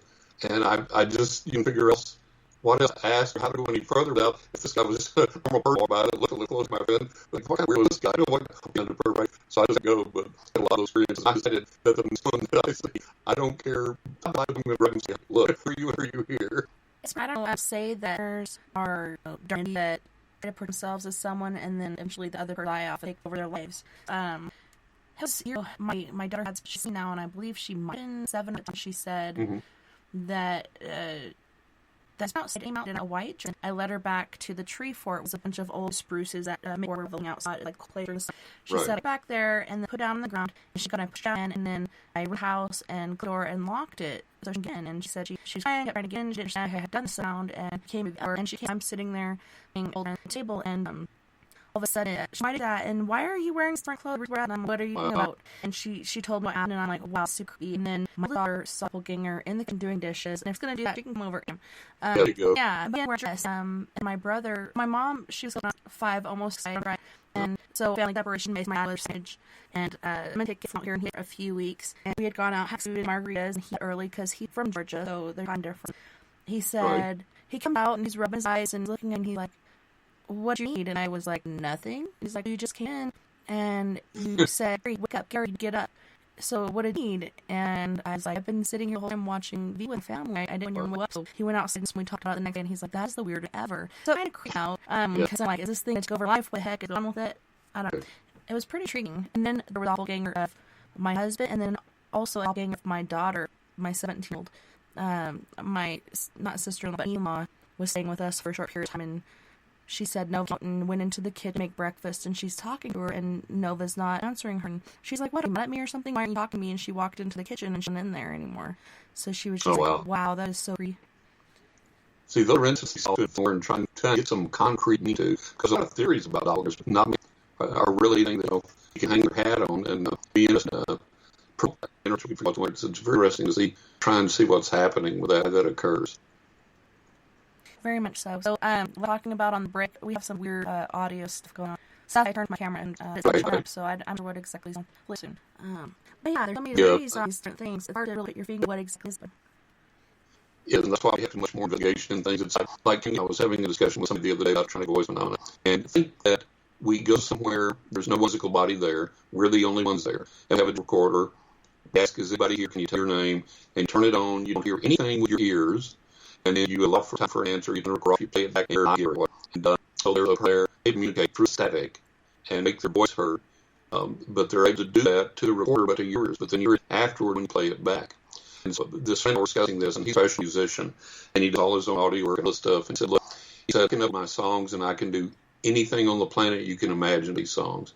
He said, upload EVP, and he said, I go through every analysis, every setting, everything, every manipulation that I can possibly do, and I cannot find the frequency that these voices are on. They're there, and I hear them, but I cannot the frequency that they're on.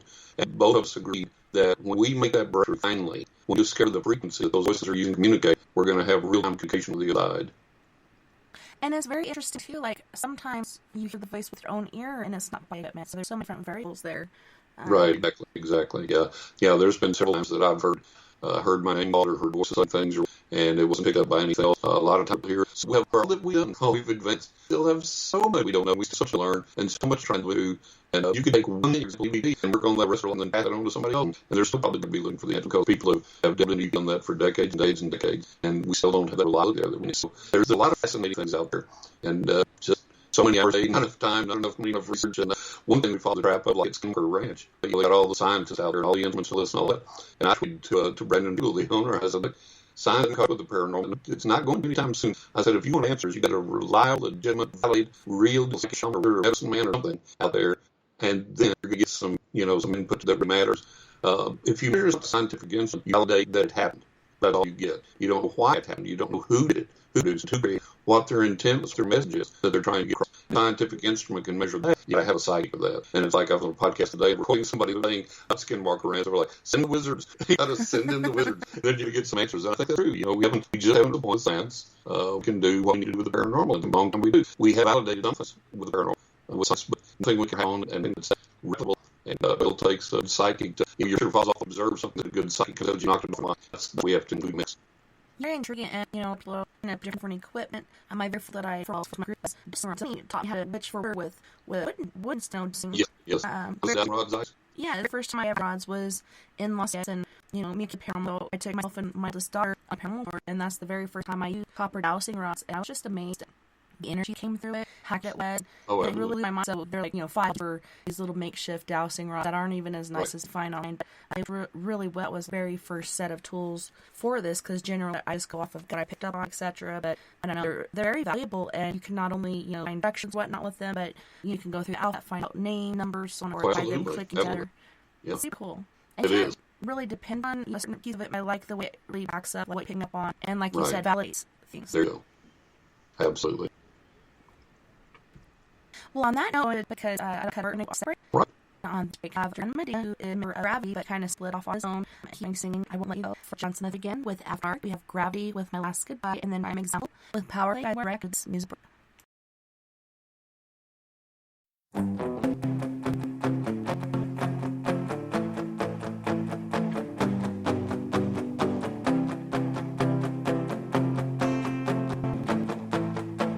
Things unsaid, streets of East High, going to tent.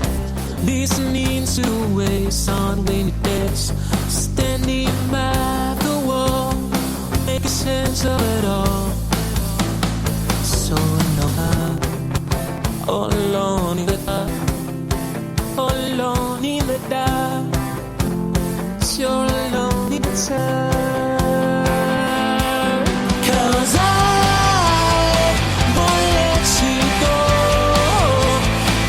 so far away, always with my soul. I won't let you go. Oh, you're so far away, always with me in my soul. Yeah, yeah. Looking for a reason, not a mystified, lives inside a world selling us all. Oh, she's alone in the dark, all alone in the dark, all alone in dark, so alone in the dark. 'Cause I won't let you go.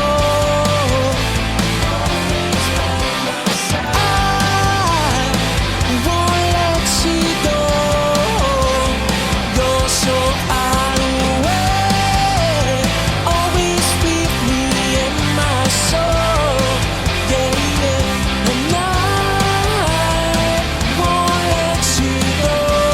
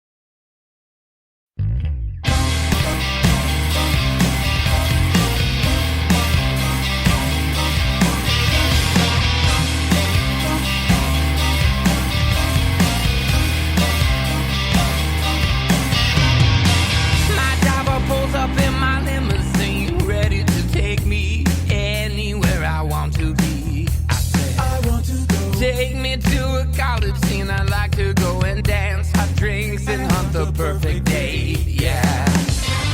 Living at the dark, I search lonely streets to find hidden shadows in the dark. It doesn't matter what I say. Secret homicides arranged in a series of pursuits. No matter what I say, after dark. I gave her face because she had the range. I knew she was the one that never could go home again. Plastic lights by limo seats. I don't know why I can't control this urge to hurt again. Yeah. Living at the dark, I search lonely streets to find hidden shadows in the dark. It doesn't matter what I say. Chains and sinister, murder forever after. No matter what I say, after dark. Feeling meant to hurt and feel. Behind a place with days under summer. Concerning works or meshed in romance.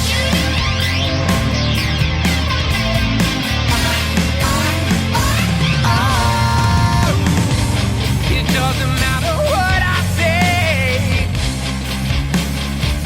It really doesn't. No matter what I say, after dark. It doesn't matter what I say. Secret homicides arranged in a series of pursuits. No matter what I say, Shades in the sky, murder forever after. it doesn't matter what I say. Rude and fatal, lacking the hint of conscience. No matter what I say, after dark.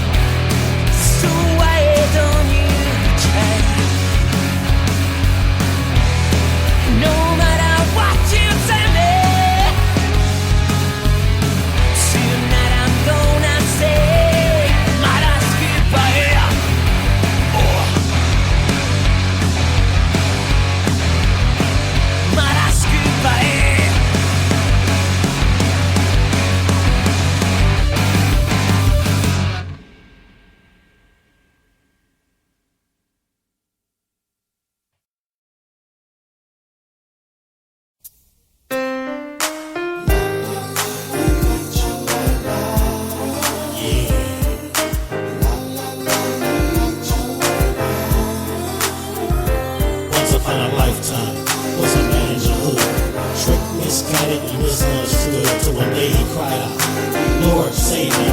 Teach me the lessons of life, won't you raise me? Because I tried everything under my hat and I found all my plans were tears in the right. I need a hero, a real life camaraderie to step in, receive me, and deliver a power play. Something to raise my head from the dust. It's a must. I find someone in whom I can trust. I must grow in knowledge, live what I learn. I'm so glad to meet you. Yo, my name is Vernon. Lead me any way that you're willing and I'll share. I need your power play.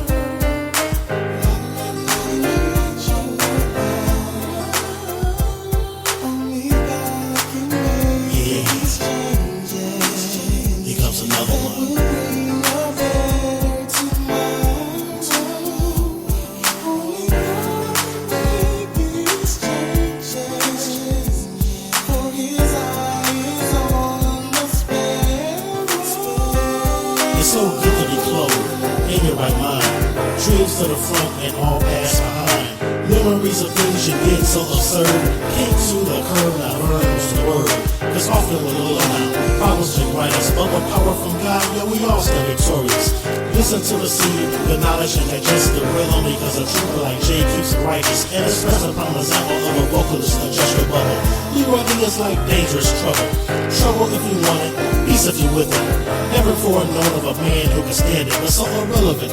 So kick it in if you will, Lord, and I'll shield. I need your power play.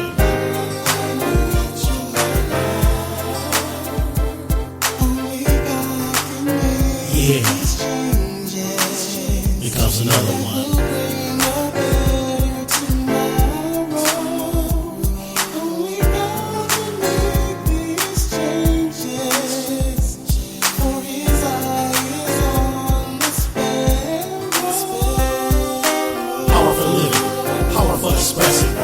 The knowledge and now you're not guessing. When power meets the darkness, the devil's got you go.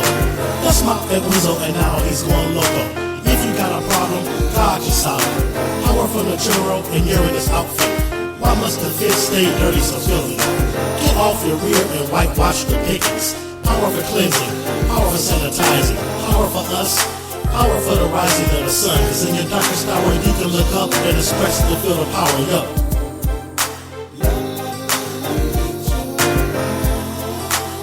I need your power play.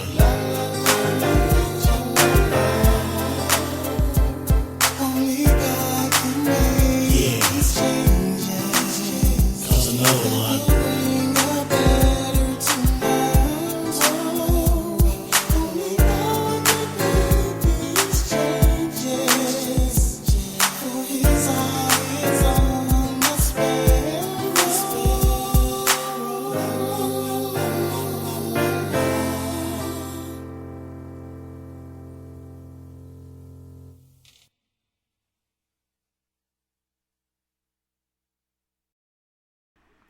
Welcome back, and thanks so much for joining us tonight on We Are Paradox Media's Late Night in the Rockies. Tonight, we're joined by Mr. John Russell. John, welcome back, and thanks so much for hanging out with us. Tessa, it's been a pleasure. We've had a blast, talked about a lot of neat things, got a lot more to go, and it's a mind-boggling world we live in. It really is, and it's funny because when I book shows, people are like, how long is it? And I'm like, 3 hours, and they're like, oh my gosh, that's a long time. But it really, like, if you have fun and you're enjoying what you're doing, it really flies by, and it seems like 3 hours is just not enough. Oh, absolutely, and it's like, we haven't scratched the surface of what I could tell you about my life and my experiences and everything else. It's like, it's not even scratching the surface, really, so what you're saying is absolutely correct. For sure. So we got to do this again. Definitely. Oh, we will. Absolutely. I'd love to. Me too. So, you were talking about elementals and stuff on the break, and one of my most recent ghost hunting adventures, which we still haven't gone out fully functional in the public, but I was on my friend Mia's property, which is where I saw a UFO this last week, and then I saw the very same ones, the same sort of UFOs in my front yard just yesterday. But we're walking around, we saw a huge saucer that night, we're looking for the paranormal, we see a UFO, and then we go into her backyard, and I'm using the SLS camera, which is a Kinect camera that puts out this laser grid, and it picks up little stick figures. Oh, yeah, yeah. Mm-hmm. And there was one, like, peeking its head around this juniper bush, and then as we got closer, it tucked back behind, and we came around. We couldn't find anything, so we went around, got the shit scared out of us by this bird that was nesting on the ground, and then came back, and there it was in this juniper tree, and this thing was so big, like, it could not be human. And I'm like, could this be a giant from back in the day? But I think, like you were saying, it could have been some sort of elemental. Yeah, that's what I'm thinking. I've encountered a lot of nature spirits, elementals, whatever you want to call them. And maybe there are categories like elemental, nature spirits, so on and so forth, that we don't even really know or haven't discovered yet. But I'm a firm believer that there are spirits and entities out there that were never human, that are other in nature. And I don't believe that they're all malevolent or demonical or bad or anything like that. I think they're just other, and they don't think in the same ways we do. They don't react or have emotions in the same way that we do, and they're curious about us. We're curious about them. Some of them may want to try and make contact and not know how. Here's a human that looks interesting, but if I reveal myself, are they going to scream and run? Are they going to try and shoot me? Are they going to try and capture me? Are they going to try and do something to me psychically or spiritually that'll mess me up? And so I think some of those spirits or elementals, whatever they are, and I'm not denigrating them. I'm not saying they're stupid or they're dumb or retarded or whatever.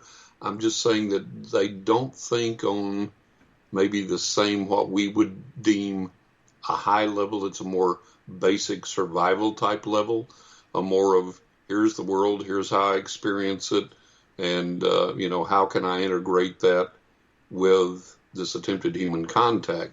And it's like dogs. Dogs are extremely intelligent in their way. They're not human intelligence, but it's intelligence, and they've managed to integrate themselves into our world and to live with us in pleasant ways. And I think some of these spirits are like that. They have that intelligence, but they don't just quite know how to interact or how to appear or when to appear or whatever. And I mean, look, what do we do when we discover something? Let's kill it and exhibit it. Let's trap it and exhibit it. Somehow let's make money off of it. Let's control it. Or can we weaponize it for the military? So I would be a little leery if I was on the other side as well, and one of these creatures. If I was a Sasquatch, I wouldn't want to be found. Right? If I was an elemental or nature spirit, I wouldn't want to be discovered and possibly, they have to know the technology that we're developing and that we use, and they're looking at the stuff and going, is that going to trap me somehow? Is that going to control me somehow? So I'm sure that's a concern for a lot of these beings. And it was very interesting. So I didn't get really up close and personal with this tree. I stayed back about 10 feet, but Mia goes right up to the tree. She's sitting there communicating with it, and it goes from being in the tree, and then it jumps down on her, and then it looked like it was like climbing on her or doing something, like it was trying to get back in the tree, but it was doing something to her. I didn't mention this to her because I was waiting to see what she picked up on, and she's like, oh my gosh, I feel really weird right now, and there's something going on with my head. And I was like, well, now that you mention it, this thing looks like it's either attacking you or trying to climb up you back into the tree, which it doesn't need to because it's so big, but I think she was just too close to this tree. So she got some sort of like a psychic or spiritual attack from this thing, and we've been thinking about it a lot, trying to figure out what it is. I keep getting like a native energy, but she recently contacted me and said, I know what was in the tree, an evil tree spirit called a dryad. And she said they like their privacy. Have you ever heard of one of those? I have, yeah. And, I think that, one of the things that everyone needs to do, and I do this, I practice this, is we have to realize that we share this planet with other beings, with other powers, other intelligences, other entities, and always be respectful. And what I do when I go out to do a paranormal investigation, or when I want to contact the other side for something, I always ask permission. I always tell them that I'm there with respect, that I have absolutely no intent of harm, and that, However, they can manifest to me in a peaceful way. If we can have communication that benefits us both, let's please do that. And so that has always seemed to me, or for me, to put all these entities, spirits, whatever, at ease. And I've always had good experiences with them. But yeah, you have to think that, just like among people, there are people that don't like to be around people that much. There are other people that thrive in company. Mm-hmm. And so if we extrapolate that into the spirit realm, we have to think, there's probably a category of people in the spirit world, entities, elementals, whatever, that don't have much use to be around anybody. They want to be left alone out in the woods or in the forest or whatever. And then others that probably like human company or are curious about human company, want to be around human company. And so we have to have diplomacy there, and we have to have tact there when we interact with these energies. Some people have done that very successfully over the centuries, and some people have established the reality and the validity of it. But the main thing in all of this, I always tell people, say, look, don't be afraid, be respectful, ask permission, and then, accept what you get, however that goes. But don't push. That's the main thing.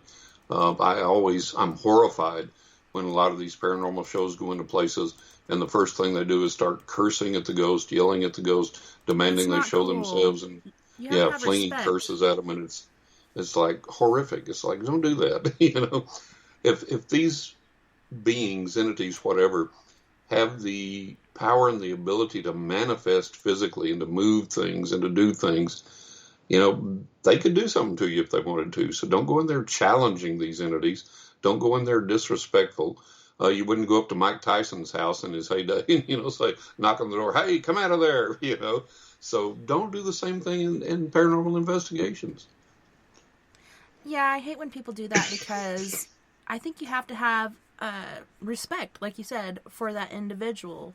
This one once was a living being, or maybe not, like we were talking about elementals and all kinds of other things.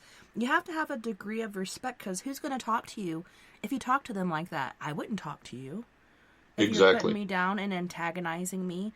And people are like, well, that was kind of like, it wouldn't communicate with us, so that was our last straw and our last thing to use. Like, I've never gotten to the point where I have felt like doing that. I don't know. No, absolutely not, because if that's your last straw, you're doing something wrong. Mm-hmm. And if your whole intent is to provoke a reaction, that's not an investigation, that's a provocation.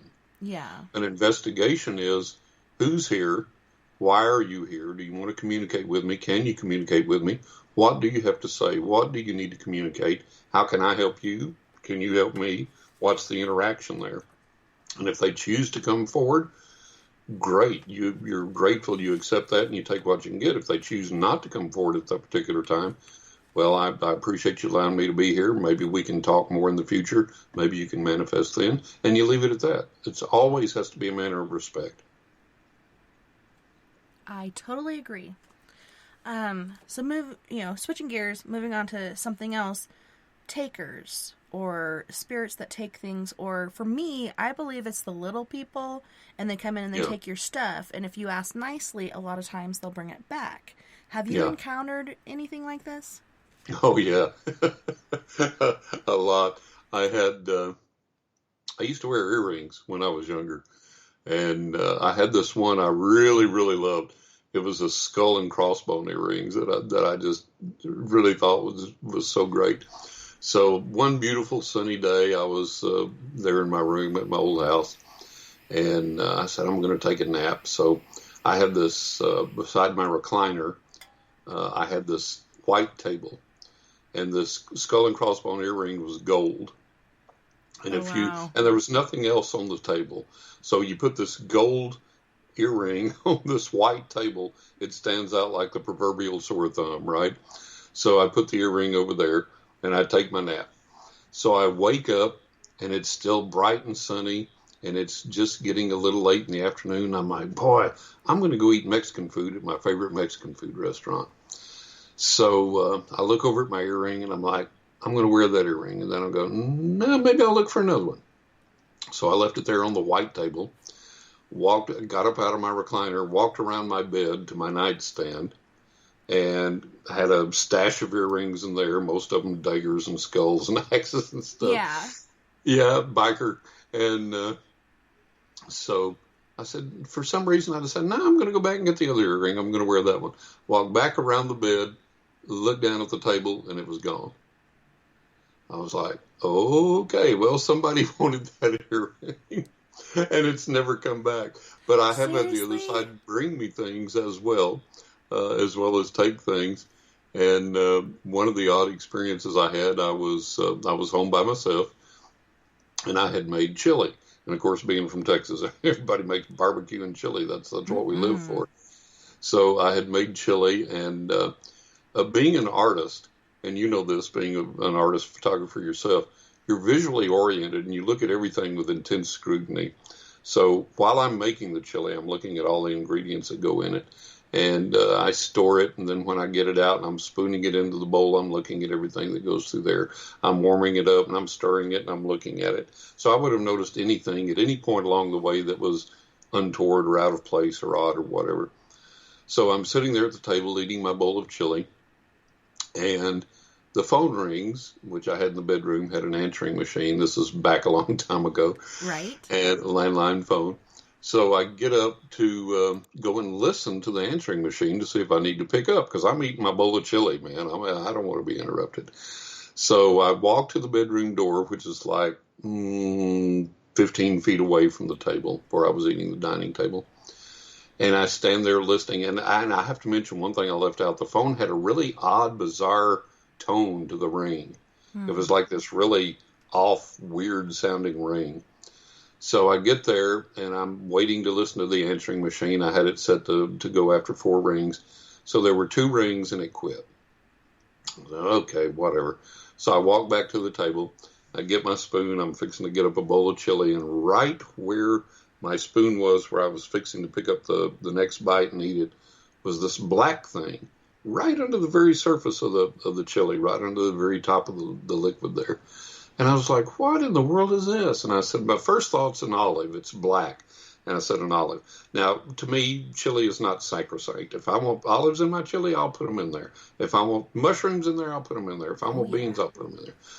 So I was like, no, I didn't put anything in there. All I've got is like chili meat, onions and garlic and hot peppers. And there's no olives in there or anything. And I'm like, well, maybe mushrooms. No, I didn't put mushrooms in the chili.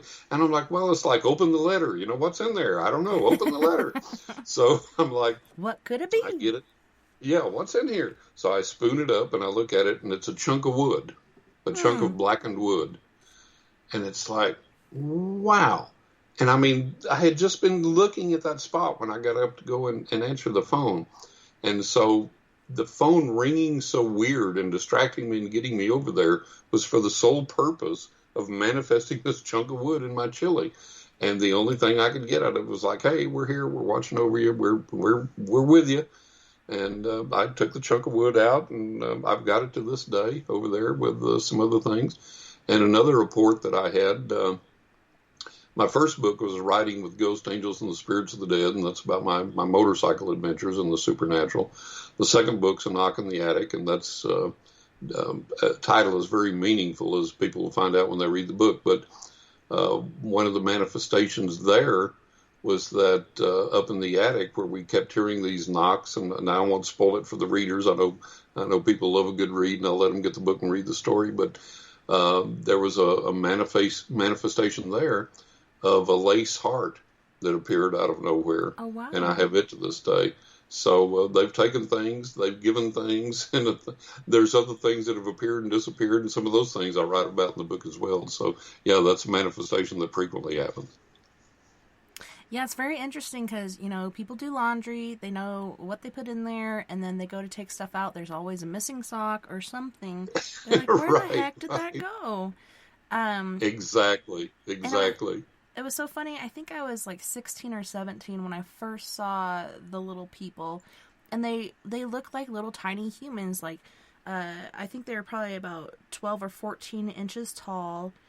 Right. Like I said, I've always had issues getting to sleep due to my paranormal PTSD, just waiting for something to happen. Sure. Even when I went to school, like my therapist, she's like, Well, maybe you should try like getting up earlier, and maybe that'll help you go to bed earlier. And no, honey boo, it don't work that way. Even when I was in school, sometimes I couldn't even go to sleep at night. So, I'm laying there, and all of a sudden I hear this noise. So I get excited because my sister would get up, and she'd come out, and we'd play Scrabble. And we actually put this mat inside of the Scrabble thing, so when we shook it up, it wouldn't wake up her husband. And so I'm excited, like, she's going to come out and play Scrabble with me, and she never appeared. And then all of a sudden, I see these two little guys. One was wearing, like, a white long-sleeve shirt, and it looked like jeans, and the other one was wearing coveralls and no shirt. And they're sitting there. And how tall were they? They're about 12 to 14 inches tall. Wow. And they had climbed up on, my sister had, so this is in her kitchen area.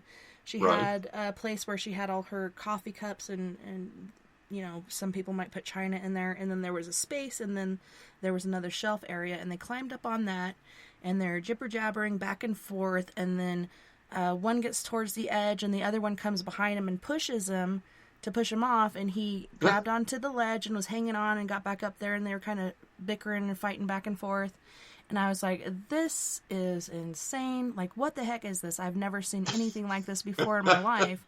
So I sit up, and as I sit up, I lose sight of them because, you know, I'm sitting up and there's a wall there next to the door. And then when I go out there, they're gone. They just disappeared. And I'm like, that must be the takers. Like, what the heck are those? Yep. But you saw them physically. I mean, they physically manifested. Yes. Yeah. That's the only time I ever saw them. I was sitting out in the courtyard one night again, and from across the street at my neighbor's house, right over the top of his roof, was this glowing object flying my way, coming my way. And I'm like, what in the world is this? And as it gets closer, it's not flying like ultra fast.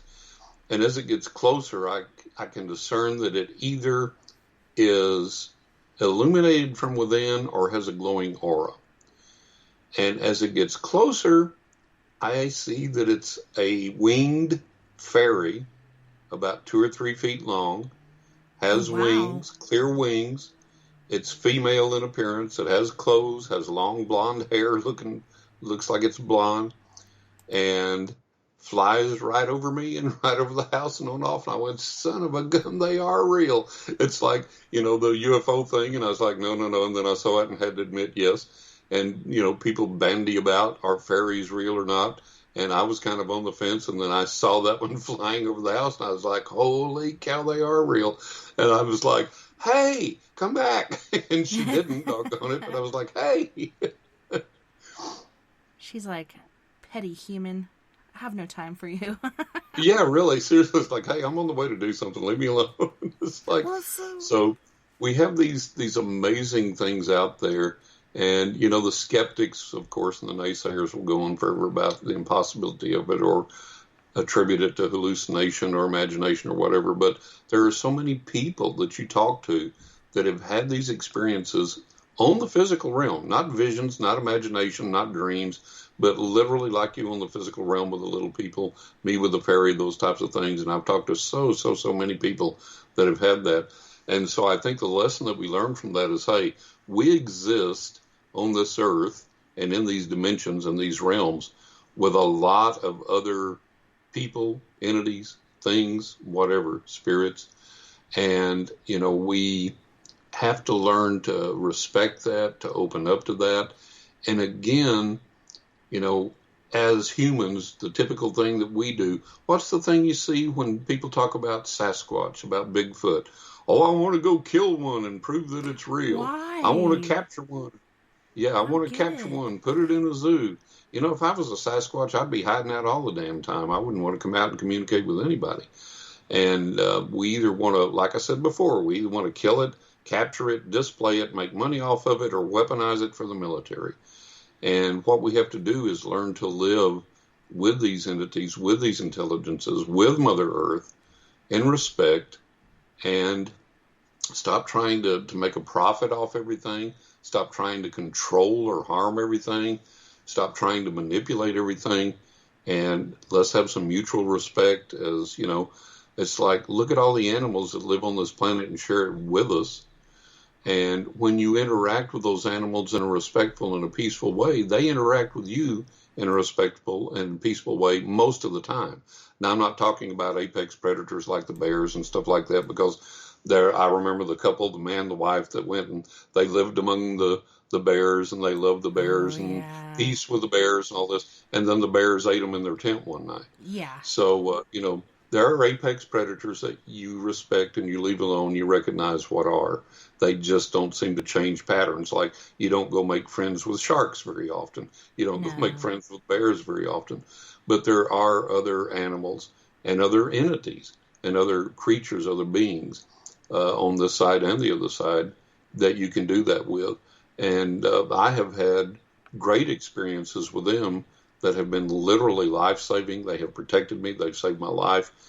They've shown me helpful things. They've done helpful things for me. But again, it's because I'm not demanding or asking anything of them in return. I respect them. I try and give them help back in the form of, look, we ask and we ask and we ask. And then we never stop and listen for the answer. And when we get the answer, we don't give thanks for it.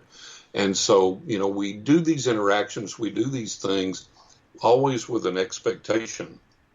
But when's the last time that you made an offering to these entities or these spirits or these beings and just said, hey, thanks? When's the last time you said, hey, guys, listen to me?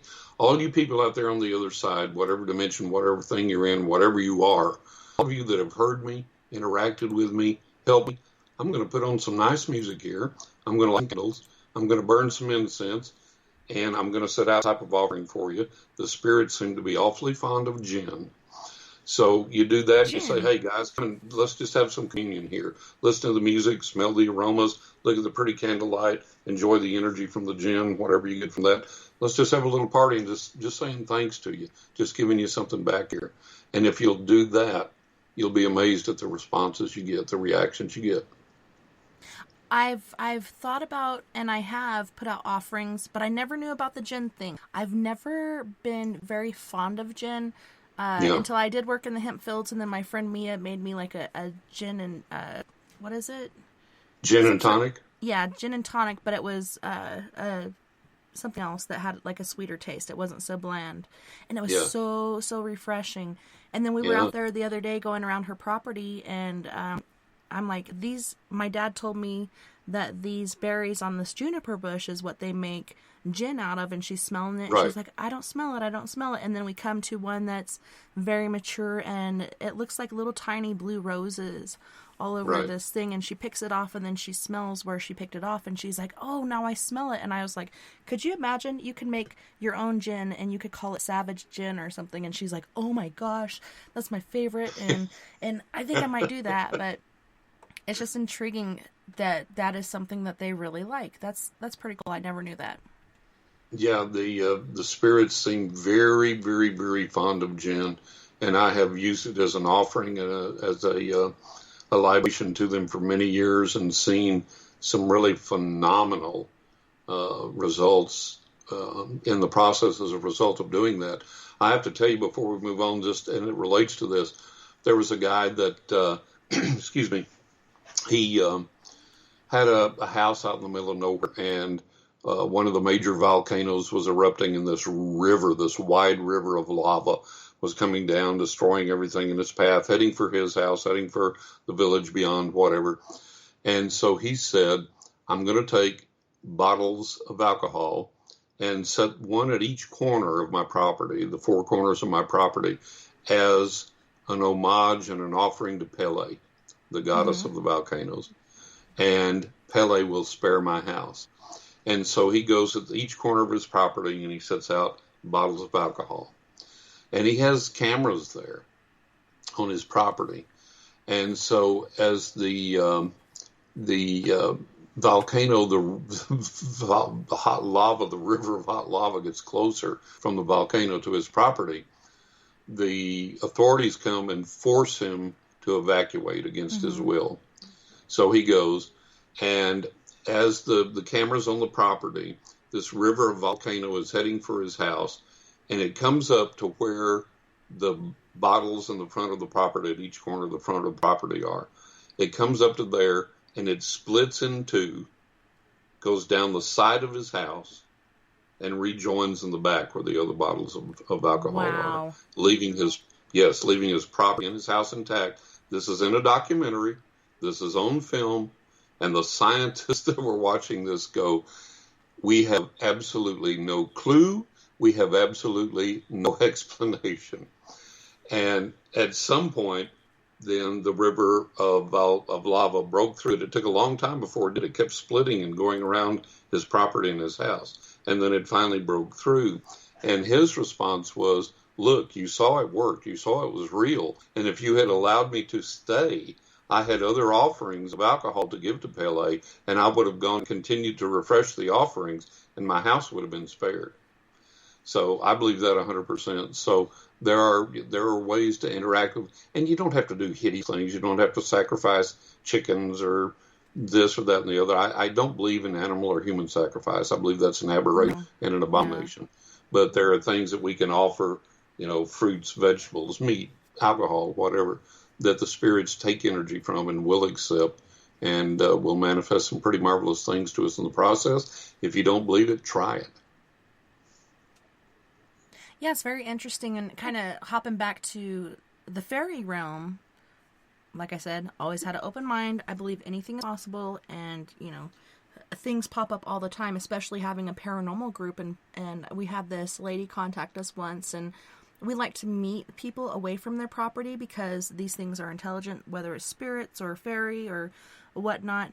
Let's talk about it away from the property so they don't know our game plan, what we're going to do. And she's like, man, yeah, there's fairies. They're tearing up my house. They're causing all kinds of issues. My kid's going crazy. And it's cool to have people with different backgrounds and different beliefs. We don't have to agree on everything, but it's important to have that because some people know things that you don't. So it's so awesome to have those different backgrounds, because I had a couple girls in there and they're like, oh, we know exactly what to do. And so, they're talking about offerings of like toast and honey and milk and all stuff, and put it out in this area, and maybe make a little area for them, plant some flowers and stuff, and just let them know that you respect them, and you're giving them an offering, and maybe, they'll ease up, and it actually worked. I was so grateful that I had them on my team. I was just like, thank goodness, because I would not have known what to do. And you have to acknowledge also, Tessa, that a lot of times, people here on planet Earth, and I can point to myself and some buddies of mine, have outrageous senses of humor and sometimes pull all kinds of pranks. Well, guess what? There are beings and entities and spirits on the other side that do the same thing. And so sometimes you have to take that into account and realize that they're going to play some practical jokes on you periodically. Stealing an earring, doing this, doing that, whatever. And you also have to recognize that, the best interaction, again, with all of this is just understanding, common understanding and respect. It's like, look, you get a dog. One dog comes home. He's well-mannered. He doesn't tear up anything. He doesn't do anything. This other family gets a dog, brings it home. Sweet as can be, loves them to death, but loves to chew on the table legs and loves to tear up shoes and loves to do this and loves to do that. And so you have to realize that there may be beings on the other side that are a little mischievous, a little destructive, a little whatever, and, talk to them, make them offerings, say, hey, guys, settle down here a little bit, I had a client one time, going back to Sylvia Brown again, when she was on Montel, I had this client call me and she said, I heard Sylvia Brown on Montel tell people that if they wanted a ghost, all they had to do was ask for one. They'd get a ghost. And I thought, hey, that sounds pretty cool. I'd like to have a ghost. So I asked, and guess what? I got a ghost. And it scared the life out of me. And it manifested physically in my house, and it moved things, and it did things, and it scared me, and I didn't want it anymore. I told it to go away, and it wouldn't, so I moved. And the ghost followed me. Oh, no. And where I moved to, I was the new person on the block. And so the ghost was mad at me for moving, and so it would go up and down the street and set off all the car alarms sequentially. And so all the neighbors said, well, this has never happened before. person X has now moved into the neighborhood. This is happening. It must be person X doing this. And so she said, the thing that saved me, they called the police on me. And she said, the thing that saved me was the police came out to talk to me, and there were 2 officers standing on my porch talking to me about the complaint. And about that time, all the car alarms went up and down the street, went off sequentially. And they looked at each other, and they looked at me and said, okay, we don't know what the heck that is, but it's obviously not you. We're out of here. And Have a good day, sir. So I said, okay, this is what you do. I said, look, you asked for a ghost companion. You got it. It came. And then you got afraid of it, and you disrespected it, and you told it to go away after you asked for it. And it's happy now with you. It's found a home. It's there. It wants to be there. You're trying to get rid of it. And then you up and move and try and abandon it. And it's like, hey, where are you going? You asked for me. What are you doing? And it followed you. And that's a little miffed. Okay, you can abandon me? Look at here. This is what I'll do. Set off all the car alarms. So I said, this is what you do. I said, talk to this spirit and say, look, I'm sorry. I asked for you. I asked for you to come into my life. And you did. And then I got scared, and I tried to reject you, and I even tried to run away from you and tried to move. And for some reason, you like me, you wanted to stay, you wanted to be around me. Okay, that's fine. Listen, be at home here, but do this for me. You know, I'm a little scared. You know, I'm a little leery. This is the first time I've experienced this and the evidence that this is real. So do this for me. If you're going to manifest things, if you're going to do things, give me a little warning, a little notice. Don't do anything too far out there. And let me kind of get used to this. And then I said, also ask the spirit, I said, look, you're welcome here in this home. Keep us safe. Watch over us. Don't let anybody break in. Don't let anybody steal anything. Don't let any appliances malfunction without letting me know, so that we're safe in this home.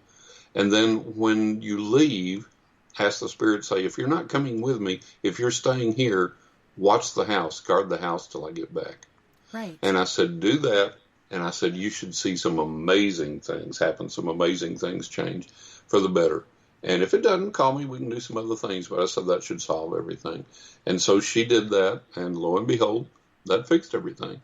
But it was like, you know, you have to understand, if you're asking for a relationship with some intelligence and you get that, then don't go running, screaming, crying because you got it. You know, understand what it is. And understand how to approach it and appropriate it and with it. It can be like my life saved by beings on it. So it can be a thing if you'll approach it that way. I don't hate, appreciate. It's funny, I had a I believe in paranormal. I've experienced it. What can I do to the paranormal? Be aware that you could walk in the street and not even realize it. It's Right. So that's how I've been it and you have experienced it. Then about a month later, she contacted me and was like, oh my gosh, you're not going to believe this. I went to Pep's son for his daycare, and it's right with me. And when I was I saw an old lady wearing a moo gown back at the kitchen, and it's excited this lady I had him hell on. So she went in there, she's like, what's so great that's going on? She's like, what are you talking about? And she's when I put a little in a moo gown in the backyard and it and she's like, I'm here alone. And then the street's like, did you like, so yeah, let's move around. And she just passed away a couple weeks ago. Had her very paranormal experience, and it's giving me bumps right now thinking about it, but it's so awesome that she's able to have that. So a lot of people don't. Absolutely. You'll notice that there is life things are real. That's my passion. People understand this is real. And not about it is this rude, this case is real, it's not your mind or this. There's a lot of things there that will push the realm logically and riskfully. You're going to get a lot of help. Look, the other side doesn't sit there like a puppy dog. It's telling me, one of the way. It's not way it was not. But the side will help us to what degree they can. And they'll be whatever degree we're receptive. And think about your angels. It's like, listen, don't want to receive that information. Act on it. If your angels is getting through to the feeling, don't go there, don't you? Listen to that. Excuse me, you got to do. I'm aware of times that there were victims of serial murder and in those instances, I would say, I have don't turn the street, go to the store, don't do this, but I ignored it, and boom, there you go. So we have receptive people, and we have to be listening. The problem with listening, we're too blatant on the computer, about earbs in or cell phone, where what's going on, and that's just our ability to send communication to the side. Off the phones, off the TV, off the turn off the iPod, off the tablet, off whatever, silence. And then after you've asked, communicate, listen to your voice, and then your voice, act on what the voice says, because it can be deleterious to you. And if you continue to I got to hang back and listen, come back. So always that and then get that guidance and pay out for you. Give thanks. Say thank you. Going to West Texas, there was always pray for rains through these horrible droughts. And billboards of it had pray. And people would get rain and they'd go, how many of those things? And in most cases, like, pray for rain. What came? Oh, how on with our lives? Oh, wait, what? Yes, you had in and so intervention, and they did, and you didn't say thank you. And that's one of the deals when something happens. It's like, you outside the road, help me on the road. Oh, can I get you bug? Can I hear? Can I water? Gratefulness, gratitude. And they'll with this things. Don't take it for granted. And just it all is once an intro. Be for it and tell them, hey, thank you. I've never had I tried nearly all day long. Thank you. Because I'll be grateful for what they've done. So true. And it's true too, like people that are in a house that is haunted, they're hungry for spirits, they're fear of them, whether you're a kid or old, they're afraid, don't know what's there, but somebody's in and says, hey, this is your Mars, this is so, you can cohabitate easily or whatever. Like, a lot of times once they know what it is, they're okay with it, and they're will go. Exactly. I remember when I was shooting the pilot for the TV, which unfortunately never, but watching the pilots, we're on this place, and like, it's not. I've got our word. I can't see him. We were in the same earliest wrapped 9 at night. Sometimes we went at 10, 11, 12, and casting calls at CNN. And so BB's not going to like hard. We were shooting, and it was like a night, something like that. And we've been shooting all day, every day for like a week. And this lady to talk to you when you've got a break. And I say, and so I get a break from filming, and I come up, we'll talk privately. She goes, this dog had to kill me. It's over. So yes, it did. She was in the kitchen, fell into the cupboard. The lady's lying out across the wall. I said, those not trying to get the good. What happened was, psychically, I concerned that for a long time, the other side had been trying to get to you. Basically, really or unable effort. So finally, the forces ours being on the other side that ignore this, and that's doing getting your attention. Now, there's no danger, there's no threat, there's no harm. I said, what you need to do is, okay, I'm sorry I haven't been listening. What are you trying to tell me? And I established this rapport with the other side that they've been trying to establish with you for a number of months, maybe even a number of years, and you're going to be surprised how wonderful your life changes and good things for you. And she got it. She was like, oh, really? Okay, great. So a lot of times we misinterpret things, and we get through usually glasses of we're raised in a certain religion or a certain way, and anything that happens outside of that way has to be evil, dangerous, demonic, or whatever. And it's not. It's just it goes against the status quo that we were raised with, and we have to understand that. Yeah, I think people get freaked out, and they're like, oh my gosh, a demon. Because everybody goes to heaven or hell or whatever. No, that's not true. Right. We all have free agency. We all have a choice. And we all have fear on this side and the other. Some people are afraid to go to the other side because they're like, what kind of judgment or whatever am I going to face? So even if you try to help them cross over, they're like, is this a trap? You're trying to trap me. You're trying to trick me. No, like, all that I know is over there is love. And, I don't know. It's amazing. There's so many misconceptions and such. And if we knew the truth, like, could you imagine how unhaunted that would be? Yeah. I used to know this old preacher, the other preacher I knew that I thought had any sense. And he used to say, Brother Russell, he said, when we get to the other side, we're all going to be so amazed. He said, we think it's going to be this, we think it's going to be that. We think it's going to go by our religious viewpoint, or philosophical viewpoint, or spiritual viewpoint. He said, when we get to the other side, we're going to be so amazed. I said, yeah, that's probably a real dream right there. For sure. And after my mom passed, she appeared to sister during the same that she asked to wear for her funeral, and she talked to sister and told something. Then a month later, she came to me in a dream, and I know it was her actually reaching out to me. And I'm walking through the sidewalk, and I see this walking towards me. As I get closer, I can tell my mama, and I didn't run anything. Just walking so happy. And then we sat down on the bench. She's like, "I'm okay. Everything's gonna be okay. Tell your dad, tell your brothers and your sister, I'm okay. Everything's gonna be okay." And then all of a sudden, she's like, "Go." And she left, and it was weird. It was like this white room out of nowhere. She opens the door, goes into the room. All.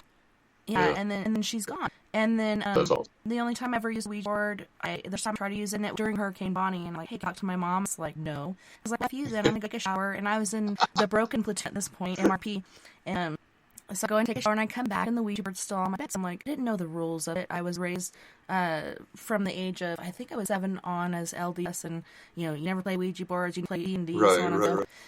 So I get on there, and it just starts going off automatically. Tell Gary, tell Greg, tell Kathy, I'm okay. Everything's going to be okay. She told me before, and then, I asked her all kinds of questions. She's free to do what she wants. She can be here and there and everywhere. She's always there for me and looking over me, and she's totally happy on the other side. There's none of that pain or sorrow or whatever.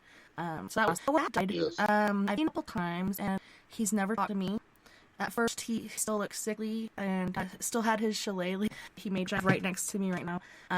He just looked at me, and it lived with me in dreams, and cross when he'd be walking slowly or never catch up or whatnot. But I don't know, it seems like on the other, there's different things going on, and things you have to learn, or things that need to happen. Sure. And so people wonder, like... Yeah, I go through a learning process on the other side, just like you do here. Yeah, my mom actually, so she was like, man, it's like my friend had, I'm talking to people. My dad, some is, into the UFO and stuff, and didn't really the spiritual end of it, but... The spiritual, yeah. Yeah, it's pretty And I have to intriguing. say, people that may have heard Ouija board or be afraid of Ouija boards, they're not demonic. You're not a portal that possesses your soul. I've used Ouija boards. I was 15. I'm 60 now. I've never had one negative experience. I've had a lot of helpful experiences and a lot of helpful communications. And so we have all these misconceptions about things, and have all these, like, for Ouija boards, like Dodgers of the paranormal. Right? All these misconceptions about it. So there's a lot of tools out there, and none of them are intrinsically harmful or evil or bad ever. So, use what you're attracted to. And, that's going to be proposed to saying, hey, go to the side direction I am, what you do, how do I advance, and go towards what you're led towards. And then learn as you can about it, practice as much as you can, get close to the idea, and always respectful. And I remember excited, so, I went to the phones the very next day, quiet down. You're never going to believe what happened. And I told him about Mom and everything. He's like, that could have been spirit trying to fool you or whatever, and that was Right. your mom. And I know in my heart that was my mom talking to me. Yeah, Kind of like exactly. the air out of my balloon, I just... Sure. Yeah, I hear you. Yeah, so like there are people that dabble in the psychic realm, the paranormal realm, the religious realm. There are people like the ditch got dirty, and so that people you listening to and thinking about, and not people that, well, I think or I heard. There's a lot of misinformation, a lot of wrong information, and a lot of people are making money off bad theories, and Right. you have to be aware of that. Yeah, and I've heard people say, like, using any other servant that you use to talk to the other side. It's Sure. don't Absolutely. harm each other. Yeah, absolutely. Something you can tell or doubt or crystal ball or anything else. It's just a tool. That's all it is. And as far as walking boards have been for a long time, back to the days about they had something similar. American had to be similar to boards that they use for guidance and to get information and like what is lost and wherever it's possible. So implements and very and they're intrinsically demonic or evil or dangerous about them. It is a misinformation in the position that we get and that we judge onto them that makes it so. Very interesting, and like I said, and like you said, only scratch our surface. There's so much more to talk about, but we only have about 4 minutes and 20 seconds left. So can you tell our listeners about the books you've written and also read they're writing a third book, where they can find those or contact you? Wait, if they would contact me for a reading, a psychic reading or know about me, johnrussell.net. My website links there to my website. They go to the website, writing.net, or I can get information about each book line. Now, under Amazon, Barnes & Million, Target has them online, Ward has them online. There's a lot of mom and pop books that online. I've tried to link at each side. Writing Ghost Angels, the Spirits of the first book I wrote, and came in September of this year, and not in February of this year. Ride Ghost Angels to the Dead deals primarily with their normal experiences of riding my motorcycle by 15, and kind of my life to experience the portfolio I developed a gift and developed as I will, and then I believe from Texas, Florida, and so on and so forth. So it's kind of all approval. Right? I am working on a book that's going to be really it's 20 chapters long. It's called 20 Days to Increase Psychic. And each chapter will introduce you to a spiritual or technique. It'll define what it is. It'll tell you how to learn it, then the real world application of it. For example, the photometry. It tells you how to begin it, tells you how to practice it, tells you how to use it, and then tells you the real world application. So that learning things is not just a part of it or whatever, but it's something that has real world application. And I'm working on that now. It's a busy, I've got some too, but I'm working on hopefully letting the year for next year and be out there. I want to thank you so much again on the show. It's been awesome, and I had a great time. I really just put in the energy. You're amazing. Thank you so much for all you've done for Anaheim and Sure, thank you, Ben. I really appreciate you. I have great spirit back next year. And we just have to do it again. Bless your heart. It's been so great. And to all listeners, bless your heart. And hope it means you. And that's a Lord to talking. Thank you so much. Thank you to everyone out there on Paradox Media's Facebook, Twitter, Paradox Radio, wherever else beyond the honors are listening tonight. I have time, and I can't wait to do it again. Tomorrow night, we have Simpson on William Walker's about and then a bunch of other relics as far as sin and books that he's written, as well as the paranormal and some of the world today. You guys, don't forget, we're all together. Together we can make the world a little better. And to my friends, we are the Paradox Media, because without you, the BS. You have to join us on our Skype after Park Me Up. Send me a contact request at token.thomas3@gmail.com or give me a Zoom number 033-516. The next